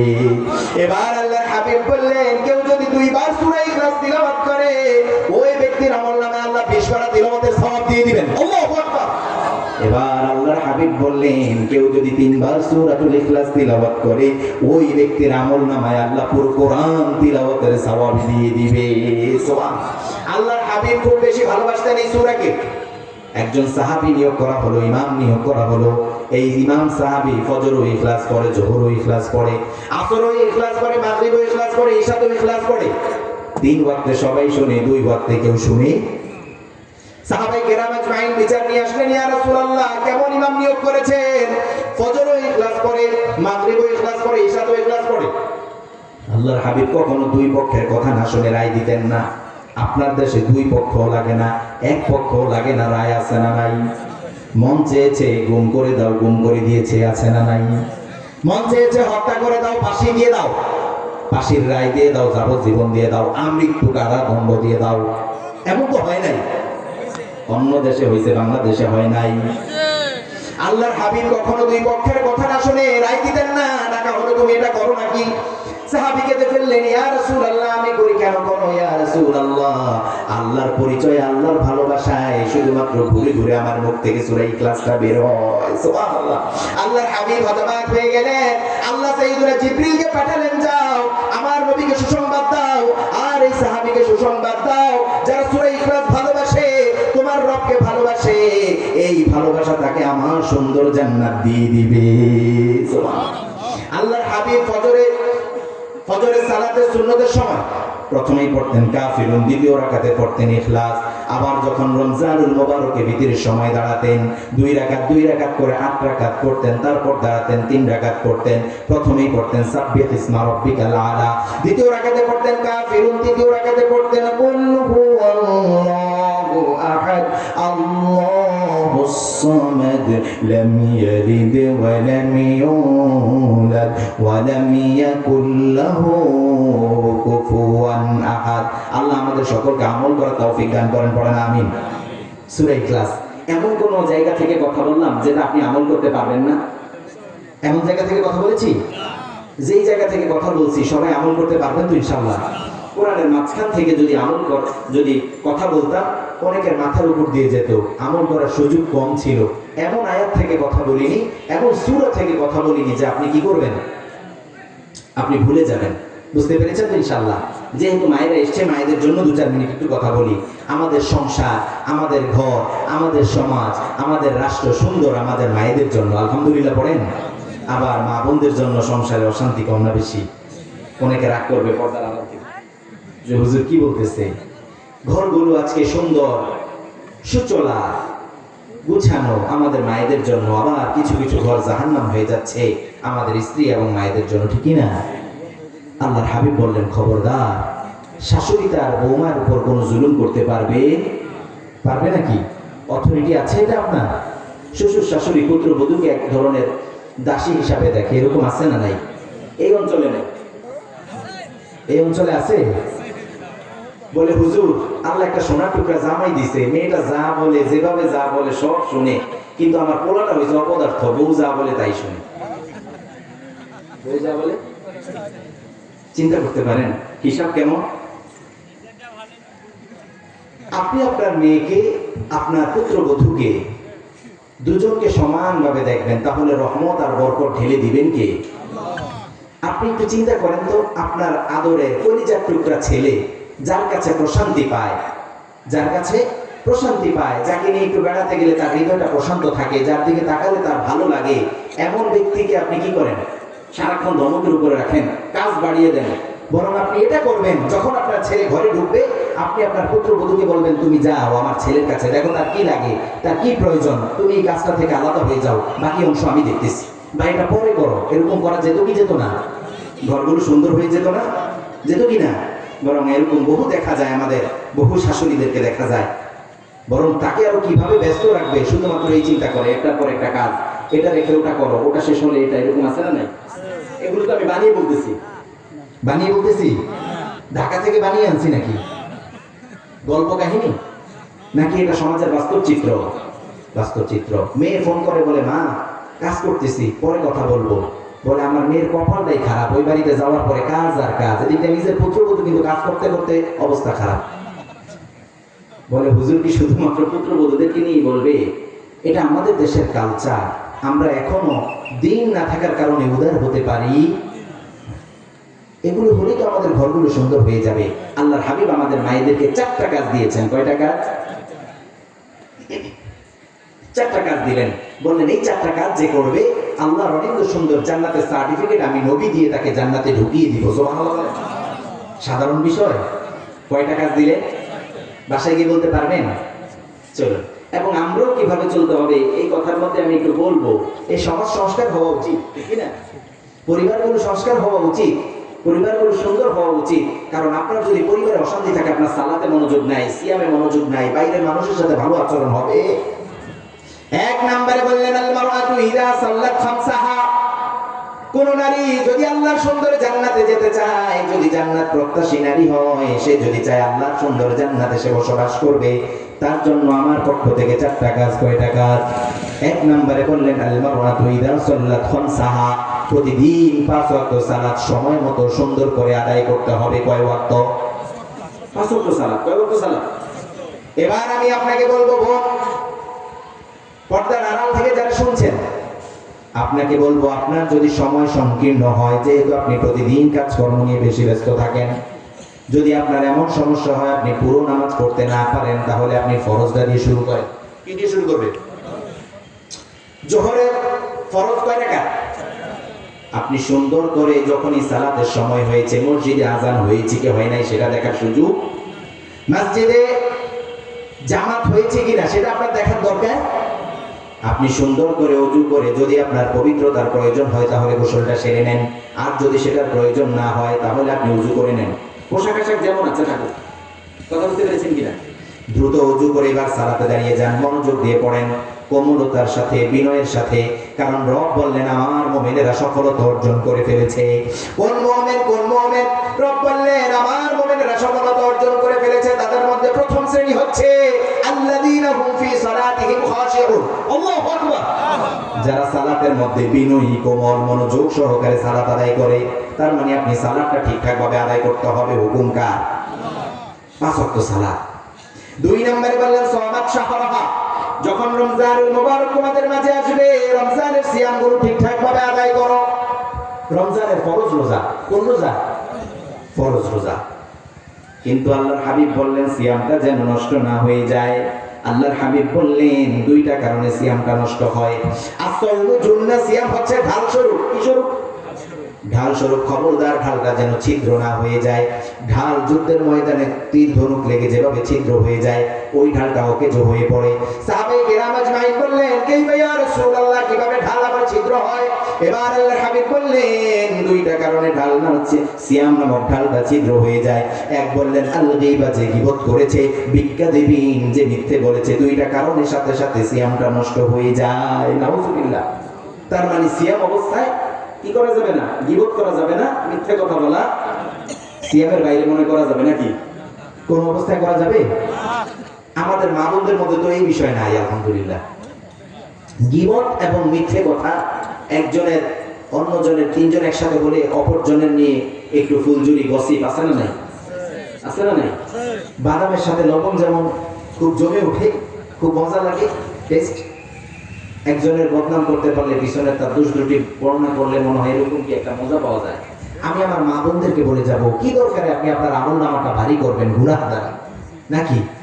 আপনি তো টেন্ডার নিয়ে আসেন নাই গুনার, আপনি এই জায়গা থেকে নিজেদেরকে কি করবেন, হিফাজত করবেন।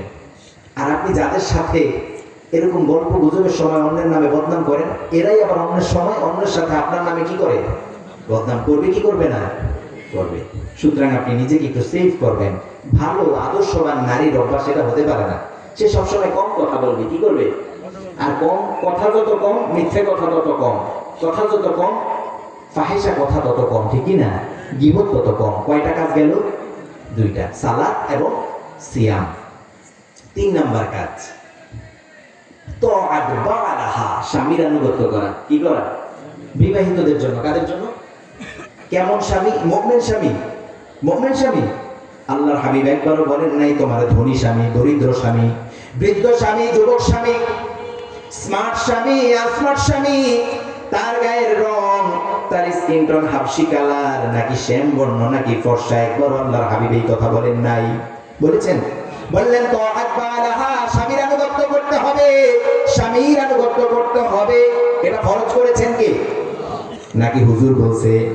কার কথা, কার কথা? স্বামীর আনুগত্য। আনুগত্য জিনিসটা কি আমার বোনেরা, মায়েরা, বলে যাচ্ছি, আনুগত্যর মানে হচ্ছে আপনার স্বামী যেটাকে বলেছে হ্যাঁ সেটা নিঃশর্তে নিঃসংকোচে কোনো কোশ্চেন ছাড়া সেটা হ্যাঁ সেটা মানতে হবে। যেটা নিষেধ করেছে, যেটা অপছন্দ করে, কোনো প্রকার কোশ্চেন ছাড়া, কোনো প্রকার শর্ত ছাড়া সেটা নিঃসংকোচে নিঃশর্তে সেটা না। বুঝতে পেরেছেন? এটাই কি আনুগত্য। এটা খুব কঠিন কাজ, খুব কঠিন কাজ। স্বামীর সাথে আপনি কিরূপ আচরণ করেন? বিরক্ত হচ্ছেন নাকি আপনারা? কষ্ট হচ্ছে? শেষ করে দিব এখনই। স্বামীর সাথে আমাদের মায়েরা কিরূপ আচরণ করে? আফসোস, আপনি যতই তাহাজ্জুদ পড়েন, নফল রোজা রাখেন, সিয়াম রাখেন, যতই আজকার করেন, তিলাওয়াত করেন, আপনি সিজদা দিতে দিতে এখানে কালো করে ফেলছেন। আল্লাহ বললেন আমার জান্নাতের দরজা তোমার জন্য ততক্ষণ খুলবে না যতক্ষণ তোমার স্বামী তোমার প্রতি কি না থাকে, সন্তুষ্ট না থাকে। খুব কঠিন কথা বলে ফেলছে। স্বামী আসছে সারাদিন কষ্ট করে, এত ঝামেলা বাহিরে পোহাইয়া ঘরে আসছে, দরজায় নক করেছে, দরজা খোলার সুযোগ নেই আপনার, কাজ করতেছেন, যাবো, সমস্যা কি, উনি তো আসছে। কত হালকা ভাবে দেখে স্বামীদেরকে, কত হালকা ভাবে দেখে। কলিং বেল একবারে বেশি দুবার দিলে এসেই দরজাটা খুলে 2 মিনিট সহ্য হয় না বলে, কি বলে না, এরকম তো মনে হয় অঞ্চলে নাই, আমাদের মায়েদের মধ্যে তো মনে হয় অভ্যাস নাই। এসে কি বলে দেখেন, সেই ব্যক্তি কোন অবস্থায় আছে, তার মন মানসিকতা কি, এটা জানার বোঝার চেষ্টা করছে? একবারও তার দিকে তাকিয়ে মাপছে যে তার চেহারাটা এখন দেখি মলিন দেখা যায়, নাকি তিনি সন্তুষ্ট অবস্থায় আছেন, না কি মেজাজে আছেন? দেখছে? দরজা একটু বেশি নক করেছে, এসে একটা ধমক। প্রথমে যাত্রা কি বিসমিল্লাহ বলে ধমক আছে না নাই? এরপরে দোষ একের পরে। প্রথমে যদি দোষ হয়ে যায় তাহলে তো দোষের খবর নাই, দোষের তো আর কোনো কি নাই, লিস্ট আর বাকি রাখবে না, একের পর এক দোষ, এই অভিযোগ ওই অভিযোগ, আছে না নাই? কিন্তু আমার বোন, আপনি যদি এই কাজটা করতেন, তিনি যখন দরজায় নক করেছেন, কলিং বেল দিয়েছেন, আপনি আপনার যেই কাজে থাকেন কাজটা সাথে সাথে আলাদা করে দিতে হবে 1 সেকেন্ডের মাধ্যমে। কয় সেকেন্ড? 1 সেকেন্ড। এটা তো আমার কথা না, কার কথা? আল্লাহর হাবিব বললেন তুমি যদি রুটি বানাতে থাকো, রুটি খামির করতেছো, স্বামী ডেকেছে, সাথে সাথে সেটা থেকে তুমি কি করো, সেখান থেকে তুমি আলাদা হয়ে যাও, স্বামীটাকে সাড়া দাও। আমার কথা, আমার কথা নাকি? তার মানে মায়েরা বোনেরা যদি রাগ করেন তাহলে আল্লাহর হাবিবের প্রতি দেখি রাগ করে দেখান। আমি তো মেসেঞ্জার, এসে আমি অনুবাদ করে গেলাম, হাদিস কি করে গেলাম, অনুবাদ। রাগ করতে হলে আগে আল্লাহর হাবিবের প্রতি রাগ করে দেখান। নাউজুবিল্লাহ বলেন। আপনার কাজটা করা দরকার ছিল কেমন? আপনি আসবেন দ্রুত, আপনি দরজাটা খুলে দেন, তার দিকে দেখেন তার অবস্থাটা কি, কারণ মানুষের চেহারা দেখলে বোঝা যায় তার মন ভালো নাকি খারাপ, ঠিকই না? আপনি একজনের দিকে তাকিয়েছেন, দেখবেন তার মুখটা কেমন যেন হাস্যোজ্জ্বল, তার মানে তার মনটা ভালো, শরীরটাও ভালো। আর যার শরীর ভালো না, চেহারার দিকে তাকালে বোঝা যায় কি যায় না? এবার স্বামী এসেছে, দরজাটা খুলে দিয়ে তাকে আসসালাম, সালাম, সালাম দিলে রহমত বাড়িয়ে দিবেন কে? এবার আপনি বলবেন সারাদিন আপনি কত কষ্ট করে এসেছেন, এক গ্লাস বরফ শীতল পানি তাকে এগিয়ে দেন, টাওয়ালটা এগিয়ে দেন, তার সাথে কথা বলতে বলতে রুমে যান, গিয়ে বলেন কি অবস্থা আপনার, সারাদিন কোনো সমস্যা হয়েছে কিনা? কোনো চিন্তিত আছেন কিনা, নতুন কোনো আবার ঋণ করেছেন কিনা, কোনো সমস্যা হয়েছে কিনা, কি অবস্থা আপনার? সুন্দর করে 2-4 মিনিট কথা বলেন। বলেন সারাদিন আপনি কত কষ্ট করেন, আমাদের কথা চিন্তা করেন, আপনার বৃদ্ধ পিতা মাতার কথা চিন্তা করেন, আমাদের নিরাপত্তার কথা চিন্তা করেন। প্রতিদিন আপনি এভাবে বাহিরে যান, আমাদের রিজিকের সন্ধান করেন। আবার আপনার ছোট ছোট সন্তানদের কথা চিন্তা করেন, আমাদের ঔষধের ব্যবস্থা করেন। এত চিন্তা করেন, এত কষ্ট করেন, সেই অনুযায়ী আমি আপনার হক রক্ষা করতে পারি না, আপনি আমাদের প্রতি কোনো কষ্ট রাখিয়ে? এই 2-4 মিনিট কথা বললে তার হৃদয়টা কি হয়ে যাবে? ভরপুর হয়ে যাবে কি যাবে না? চিন্তা করবে, আরে আমার স্ত্রী আমার কত কথা চিন্তা করে। পুরুষের হৃদয় যতটা কঠিন ততটাই নরম, ঠিক কি না? এরকম 2-4টা কথা বললে ঘরটার মধ্যে মহব্বত, রহমত, বরকত দিয়ে ভরপুর করে দিবেন কি? আর আপনি দেখেন এই ছোট্ট বিষয়টাকে কত কঠিন করেছেন। তিনি ঘরে ঢুকেছে, যদি কোনো একটা কিছুর কথা ফোনে বলেছেন, যদি আনতে ভুলে যায়, সবার আগে বলবে ওটা আনছুনি, এটা কেন আনে না, শুধু ভুল, আমি তোমার বাড়িতে আসার পর থেকে দেখতেছি ভুল আর ভুল। আছে না নাই? এরকম বলে কিনা? নাকি বানিয়ে বললাম? যদি তিনি ভুলে যায় আপনি কি করবেন? আপনি বলবেন এটা তো আমার খুব ইম্পর্টেন্ট, তাহলে আপনি একটু ফ্রেশ হন, একটু বিশ্রাম নেন, আবার যখন বাহিরে যাবেন আমাকে এটা এনে দিয়েন। এভাবে বলা যেত না? যেত কিনা? আপনি কি করলেন? চিৎকার চেঁচামেচি শুরু করে দিলেন। খবরদার মায়েরা, বোনেরা, আপনার সন্তানদের সামনে, স্বামীর সামনে কখনো গলা উঁচু করে কথা বলা যাবে? একটু ইমাজিন করেন, কল্পনা করেন তো, একজন সুশ্রী সুন্দর মহিলার মুখ থেকে যদি বিশ্রী নোংরা ভাষায় কথা বের হয়, চিৎকার করে করে কথা বের হয়, এটা কি দেখতে ভালো দেখা যায়? দেখা যায়? বরং আপনার গলার আওয়াজ হবে সরু চিকন, পাখি কিচির মিচির করে যেভাবে ডাকে আপনার আওয়াজ হবে এমন, আপনার কথা বোঝা যাবে না, বারবার বলতে হবে কি বলেছেন, আবারও বলেন শুনিনি, আপনার আওয়াজ এতটা ছোট হবে, ঠিক না? বরং আপনার মুখ থেকে কথা এমন ভাবে বের হয় মনে হচ্ছে হরতাল অবরোধ ডাকছে, ককটেল করতেছে। এরকম আছে না নাই? এবার আসি, স্বামীরা স্ত্রীদের প্রতি কেমন আচরণ করবে? আপনাদেরকেও কোমল এবং বিনয়ী হতে হবে কি হবে না? গলা মোটা করে ঘরের মধ্যে ঢুকলেই মনে হচ্ছে কেমন যেন একটা আতঙ্ক আপনার। আপনি ঢুকেছেন, সন্তানরা আতঙ্কে সবাই লুকিয়ে যাচ্ছে, স্ত্রী বলতেছে হারে কি যেন কি দোষ ধরে। এরকম আছে না নাই? গলা মোটা করে এক গ্লাস পানি দাও, এরকম করে কিনা? এটা কোথায়, ওটা কোথায়, এরকম করে কিনা? খবরদার, আল্লাহর হাবিব কি এমন করেছেন? কোন সাহাবী করেছেন? স্ত্রীদের সাথে বাজে আচরণ করেছেন? তো আপনি কেন করেন? আপনি একটু কোমলতার সাথে দিনের সাথে আচরণ করতে পারেন না? যার সাথে একান্তে আপনি সময় কাটান, তাকে আপনি কিভাবে এরকম এই আচরণটা করেন কিভাবে? হ্যাঁ, তার ভুল ত্রুটি করে সেই ভুল ত্রুটি কি আমি ধরবো না? অবশ্যই। আপনার তার যদি কোনো ভুল হয়, অন্যায় হয়, সাথে সাথে ধমক দিয়ে, ঝিড়কি দিয়ে কথা বলবেন না, আড়ালে ডেকে নিয়ে যান, একান্তে তাকে বলেন তোমার এই জিনিসটা দৃষ্টিকটু, যদি এটা পরিহার করা যায় আমাদের আরো সম্পর্কটা কি হয়ে যাবে? সুন্দর হয়ে যাবে। বরং খবরদার, আপনার বাবা মায়ের সামনে আপনি আপনার স্ত্রীকে কখনো ধমক দিয়ে কথা বলবেন না। এতে তার হার্ট হবে, সে হৃদয়ে কষ্ট পাবে, তার মান সম্মান আছে না নাই? তো আপনি সবার সামনে তাকে একটা ধমক দিয়ে কথা বলছেন, তার একটা ভুল হতেই পারে। মহিলাদেরকে আল্লাহ কোমলতা দিয়ে তৈরি করেছেন, কি করেছেন? নরম করে তৈরি করেছেন। আপনি তাকে সামান্য একটু কথা বললে দেখবেন তার অস্থির হয়ে গেছে, চোখ থেকে গড়গড় করে পানি পড়তেছে, এরকম আছে না নাই? খবরদার, কারো সামনে, বিশেষ করে সন্তানদের সামনে, আপনার পিতামাতার সামনে তাকে চিৎকার করে ধমক দিয়ে কথা বলা যাবে না। রাতের বেলা একসাথে শুয়েছেন, গল্প গুজব করেন, এখন যে জাহিলিয়াত শুরু হয়েছে, ফোন দুজনেই দেখতেছে, কি যেন হারিয়ে গেছে, রিলস খুঁজতেছে তো খুঁজতেছে, এরকম আছে না?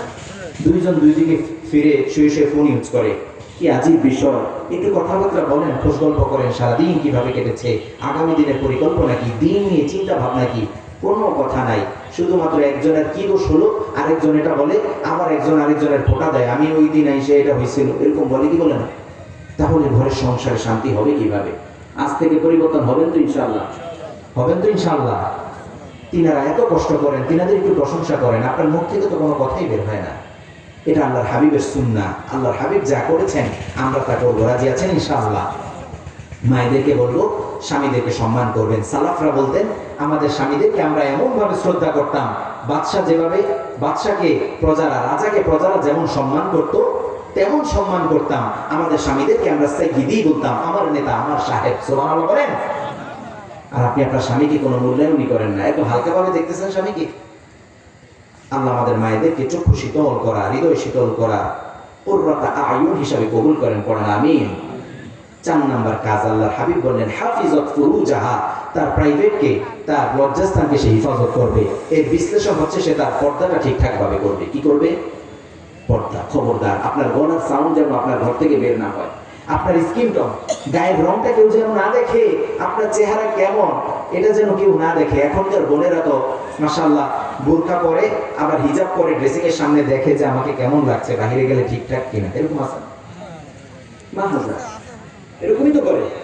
আবার অনেকে আছে হিজাব করেছে, সকল কিছু ঠিক আছে, চোখটা খোলা রাখে এবং চোখের উপরে আবার একটা আবরণ আছে না, কালো একটা দেয়, দিয়ে খুব সুন্দর করে অ্যাট্রাকটিভ ভাবে যে আমি একটু আর চোখে তাকালে দেখি কেমন লাগে, এভাবে যায়। এরকম আছে না?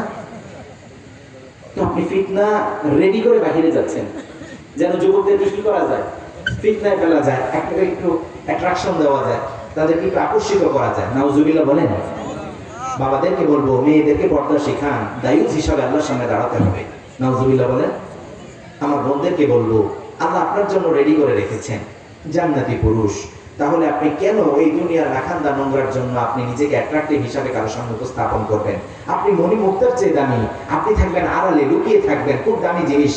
আমি যদি এখানে কাউকে বলি আপনার কাছে কোটি কোটি টাকা আছে, এগুলো গলায় ঝুলিয়ে ঝুলিয়ে পুরো গ্রামে হাঁটবেন, কেউ রাজি হবে? স্বর্ণালঙ্কার এগুলো কি দেখে দেখে হাঁটবে, দেখো আমার কাছে কত কিছু, হাঁটবে নাকি?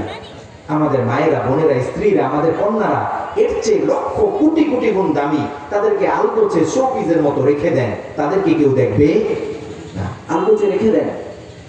কি করেন আপনারা?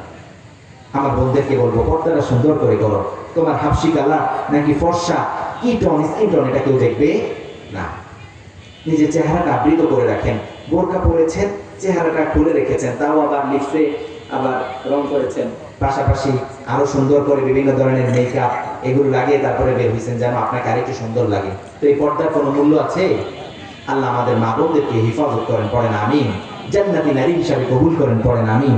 যা কিছু বলেছি, যা কিছু বলতে পারিনি, আল্লাহ যেন সকল কিছু আল্লাহ আমাদেরকে আমল করার তৌফিক দান করেন, পড়েন আমিন। হাযা মা ইনদি ওয়াল ইলমু ইনদাল্লাহ আলাইহি তাওয়াক্কালতু ওয়া ইলাইহি উনীব। ওয়াসসালামু আলাইকুম ওয়া রাহমাতুল্লাহি ওয়া বারাকাতুহু। কোনো প্রশ্ন, কোনো কিছু? আনএক্সেপ্টেবল। কেমন? আমরা একটু দোয়া করে শেষ করবো। রাগ করেছেন? এটা এখন না, আরো আগে হলে কি সুন্দর হতো, সময় অনেক হয়েছে। আমরা ফজর করবো ইনশাআল্লাহ, ঠিক আছে? দোয়া হবে।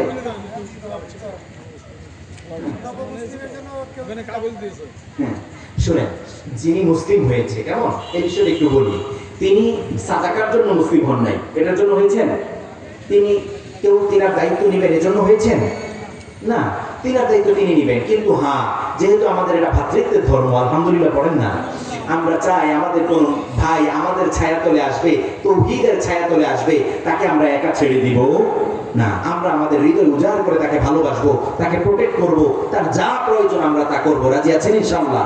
আমি এভাবে বলে ইসলামকে ছোট করতে চাই নাই, কে কি দিবেন দেন না, তিনি আপনার অঞ্চলের তো নাকি, আপনারা তিনাদের দায়িত্ব নেবেন, আপনারা তিনার দায়িত্ব নেবেন তো ইনশাআল্লাহ। তিনার যা প্রয়োজন তা আপনারা দেখবেন। যদি ঘরের প্রয়োজন হয়, আল্লাহর হাবিব এটাই করতেন, সাহাবায়ে কেরামকে বলতেন সাল সাল ইয়া সাহাবী সাল। এক সাহাবীকে বলেন সাল রাবিয়া, তার দারিদ্র অবস্থা দেখে বললেন রাবিয়া কিছু চাও, সুবহানাল্লাহ বলেন না? কিন্তু সাহাবী কি চেয়েছেন জানেন? বললেন ইয়া রাসূলুল্লাহ আপনার সাথে জান্নাতে থাকতে চাই। সুবহানাল্লাহ। দরিদ্র সাহাবী, আল্লাহর হাবিব বললেন, চোখের চাহনি দ্বারা বোঝাতে চাইলেন ঘরবাড়ি লাগবে না, তুমি দরিদ্র, পোশাক আশাক লাগবে না, স্ত্রী লাগবে না, টাকা পয়সা লাগবে না। সাহাবী বুঝতে পারলেন, বললেন লাইসা ইয়া রাসূলুল্লাহ, জান্নাতে আপনার সাথে থাকতে চাই, আপনার প্রতিবেশী হতে চাই। সুবহানাল্লাহ বলেন। তো আমরাও এটাই চাই নাকি? তারপরে যিনি মুসলিম হয়েছেন, তৌহিদের পতাকা তলে এসেছেন, আমরা তিনার দায়িত্ব নিব। তিনি আমাদের ভাই, আজকে তিনার সাথে আমাদের সম্পর্ক কালিমার সম্পর্ক, ঠিকই না? আমরা হৃদয় উজাড় করে তিনাকে ভালোবাসবো, প্রোটেক্ট করব। আমাদের ঘরে যে খাবার তার জন্য সে খাবার, আমরা যেভাবে থাকবো তার জন্য সেই থাকার ব্যবস্থা, ঠিকই না? সুতরাং এটা করবেন তো ইনশাআল্লাহ? তিনার সাথে আপনারা দেখা করে হাদিয়া যতটুকু দেওয়া, যেভাবে যা করা দরকার আপনারা এটা করে নেবেন। আল্লাহ কবুল করেন, পড়েন আমিন। আমরা দোয়া করব, একটু দোয়া করি। আল্লাহুম্মা সাল্লি আলা নাবিয়িনা মুহাম্মদ সাল্লাল্লাহু আলাইহি ওয়া আলা আলিহি ওয়া সাল্লাম। আলহামদুলিল্লাহি রাব্বিল আলামিন। ইয়া রাব্বি লাকাল হামদু কামা ইয়ানবাগি লিজালালি ওয়াজহিক ওয়া আযীমি সুলতানিক। লাকাল হামদু বিল ঈমান, লাকাল হামদু বিল ইসলাম, লাকাল হামদু বিল কুরআন। রব্বানা আতিনা ফিদ দুনিয়া হাসানাতাও ওয়া ফিল ফিল আখিরাতি হাসানাতাও ওয়া কিনা আযাবান নার রব্বানা যালামনা আনফুসানা ওয়া ইন লাম তাগফির লানা ওয়া তারহামনা লানাকুনান্না মিনাল খাসিরিন রব্বানা লা তুযিগ কুলুবানা বা'দা ইয হাদাইতানা ওয়া হাব লানা মিন লাদুনকা রাহমাতান ইন্নাকা আনতাল ওয়াহ্হাব ও জান্নাতের মালিক জাহান্নামের মালিক আমরা জান্নাত চাই জাহান্নাম থেকে পানাহ চাই সুস্থ রাখার মালিক অসুস্থ করে দেওয়ার মালিক আমরা সুস্থতা চাই অসুস্থতা থেকে আপনার কাছে পানাহ চাই রব্বুল আলামিন কোরআনের এই সুন্দর আয়োজন যারা করেছে শ্রম দিয়েছে মেধা দিয়েছে অর্থ দিয়েছে উপস্থিতি দিয়েছে মেহেরবানি করে আল্লাহ আমাদের সকল প্রতিদান আপনি কবুল করে নেন সকলের শ্রম কবুল করে নেন সকলের যেই যে আঞ্জাম দেওয়া হয়েছে মেহেরবানি করে আপনি কবুল করে নেন এর জাযা এর প্রতিদান আপনি লক্ষ কোটি কোটি গুণ বৃদ্ধি করে আমাদেরকে দিয়ে দেন রব্বুল আলামিন অনেককে নিয়ে হাত তুলেছি দাড়ি পাকা বাবাদেরকে নিয়ে হাত তুলেছি স্নেহের কচি কাচাদেরকে নিয়ে হাত তুলেছি পর্দার আড়াল থেকে আমার অনেক কলিজার টুকরা মা বোনেরা হাত তুলেছে আমিন আমিন বলছে জানি না কার কি প্রয়োজন আছে এমন বহু আছে যাদের মাথায় ঋণের বোঝা আছে পাহাড়ের সমান ঋণ আছে মেহেরবানি করে ঋণ থেকে উত্তরণের ব্যবস্থা করে দেন আল্লাহুম্মা কফিনি বিহালালিকা আন হারামিক ওয়া আগনিনি বিফadলিকা আম্মান সিওয়া এমন বহু বাবা মা আছে কন্যার বিয়ের বয়স হয়েছে কিন্তু বিবাহ হচ্ছে না মেহেরবানি করে আল্লাহ উত্তম জীবন সঙ্গীর ব্যবস্থা আপনি করে দেন এমন অনেক যুবক আছে বিবাহ করতে পারছেন না অর্থনৈতিক সমস্যা আরো বিভিন্ন ধরনের যত ঝামেলা আছে সকল কিছু থেকে উত্তরণের ব্যবস্থা করে আপনি উত্তম জীবন সঙ্গীর ব্যবস্থা করে দেন হে আমার রব যুবকরা সুন্দর আয়োজন করেছে আল্লাহ কিয়ামতের কঠিন দিনে যাদেরকে আপনি আপনার আরশের ছায়া নিচে ছায়া দিবেন আপনি যাদেরকে আরশের ছায়া ছায়া দিবেন আজকের এই যুবকদেরকে তাদের অন্তর্ভুক্ত করে নেন সেই সাথে আল্লাহ আমাদেরকে আপনি কবুল করে নেন এই অঞ্চল থেকে শিরক আর বিদআত আপনি তুলে নেন তাওহীদের পতাকা তুলে সকলকে আল্লাহ আপনি একত্রিত করে দেন কোরআনের উসিলা আল্লাহ আপনি আমাদের সকলকে কবুল ও মঞ্জুর করে নেন সেই সাথে আল্লাহ আমরা যারা হাত তুলেছি পর্দার আড়াল থেকে যারা হাত তুলেছে আমার এই মাইকের আওয়াজ যাদের কর্ণকুহুরে পৌঁছে যাচ্ছে যারা হাত তুলেছে এমন অনেকে আছে আমাদের মধ্য থেকে অনেকের কলিজার টুকরা মা চলে গেছে কারো বাবা চলে গেছে আপনজন লক্ষ কোটি কোটি মন মাটি বুকের উপর চাপা নিয়ে শুয়ে আছে কবর প্রতিদিন বলে আমি একাকিত্বের ঘর পোকামাকড়ের ঘর অন্ধকার কবর শূন্য ঘর কেউ থাকবে না আপনি ভালো আচরণ করার মালিক মন্দ আচরণ করার মালিক রব মেহেরবানি করে কলিজার টুকরা পিতামাতাকে মাফ করে দেন কিয়ামত পর্যন্ত নাজাতের ফয়সালা করে দেন রব্বির হামহুমা কামা রব্বায়ানি সগীরা রব্বির হামহুমা কামা রব্বায়ানি সগীরা সেই সাথে আল্লাহ আমাদের যাদের পিতামাতা বেঁচে আছে সুস্থতার সাথে হায়াত দারাজ করে দেন রব আমাদের স্ত্রীদেরকে আমাদের জন্য কুররাত আয়ুন হৃদয় শীতল হয়ে যাবে চক্ষু শীতল হয়ে যাবে এমন স্ত্রী হিসাবে কবুল করেন সেই সাথে আল্লাহ আমাদেরকেও আমাদের স্ত্রীর জন্য চক্ষু শীতল করা হৃদয় শীতল করা স্বামী হিসাবে কবুল করেন ঘরগুলোতে আজকে অশান্তিতে ভরা আল্লাহ ঘরগুলোতে আজকে ফাটল আর ভাঙন দিয়ে ভরা মেহেরবানি করে প্রত্যেকটা ঘরে আপনার রহমত আর বরকত দিয়ে উজালা করে দেন এমন বহু সন্তান আছে পিতামাতা সন্তানের কথা বুঝে না আবার সন্তান পিতামাতার অবাধ্য আল্লাহ মেহেরবানি করে আমাদের সন্তানদেরকে আমাদের জন্য চক্ষু শীতল করা সন্তান হিসাবে কবুল করে নেন রব মেহেরবানি করে আমাদেরকে আল্লাহ আমাদের সন্তানের জন্য চক্ষু শীতল করা পিতামাতা হিসাবে কবুল করে নেন আল্লাহ পরিশেষে আপনার কাছে আবারও ফরিয়াদ করছি জানি না কে কি নিয়ত নিয়ে আপনার কাছে হাত তুলেছে কি বাসনা নিয়ে হাত তুলেছে কি প্রয়োজনীয়তা নিয়ে হাত তুলেছে যার যেই প্রয়োজনীয়তা আল্লাহ আপনার গায়বী খাজিনা থেকে দিয়ে আমাদেরকে উজালা করে দেন পরিশেষে আপনার কাছে দোয়া আল্লাহ আপনার কাছে আরজি আমার যে যুবক ভাইয়ের এই সুন্দর আয়োজন করেছে প্রত্যেক প্রত্যেকজন যুবককে আল্লাহ আপনি জান্নাতি যুবক হিসাবে কবুল করে নেন। হৃদয়ের যেই যেই চাওয়া আছে আপনার গায়বী খাজিনা থেকে দিয়ে তাদেরকে ভরপুর করে দেন। দুনিয়া ও আখিরাতের কল্যাণ দান করেন। সেই সাথে আমাদের সকলকে কবুল করে নেন। যা কিছু বলতে পেরেছি, যা কিছু বলতে পারি না, আমল করার তৌফিক দেন। কোনো ভুল যদি হয়ে থাকে মেহেরবানি করে আপনি ক্ষমা করে দেন। سبحان ربك رب العزة عما يصفون وسلام على المرسلين وارحمنا معهم برحمتك يا أرحم الراحمين. صل على نبينا محمد.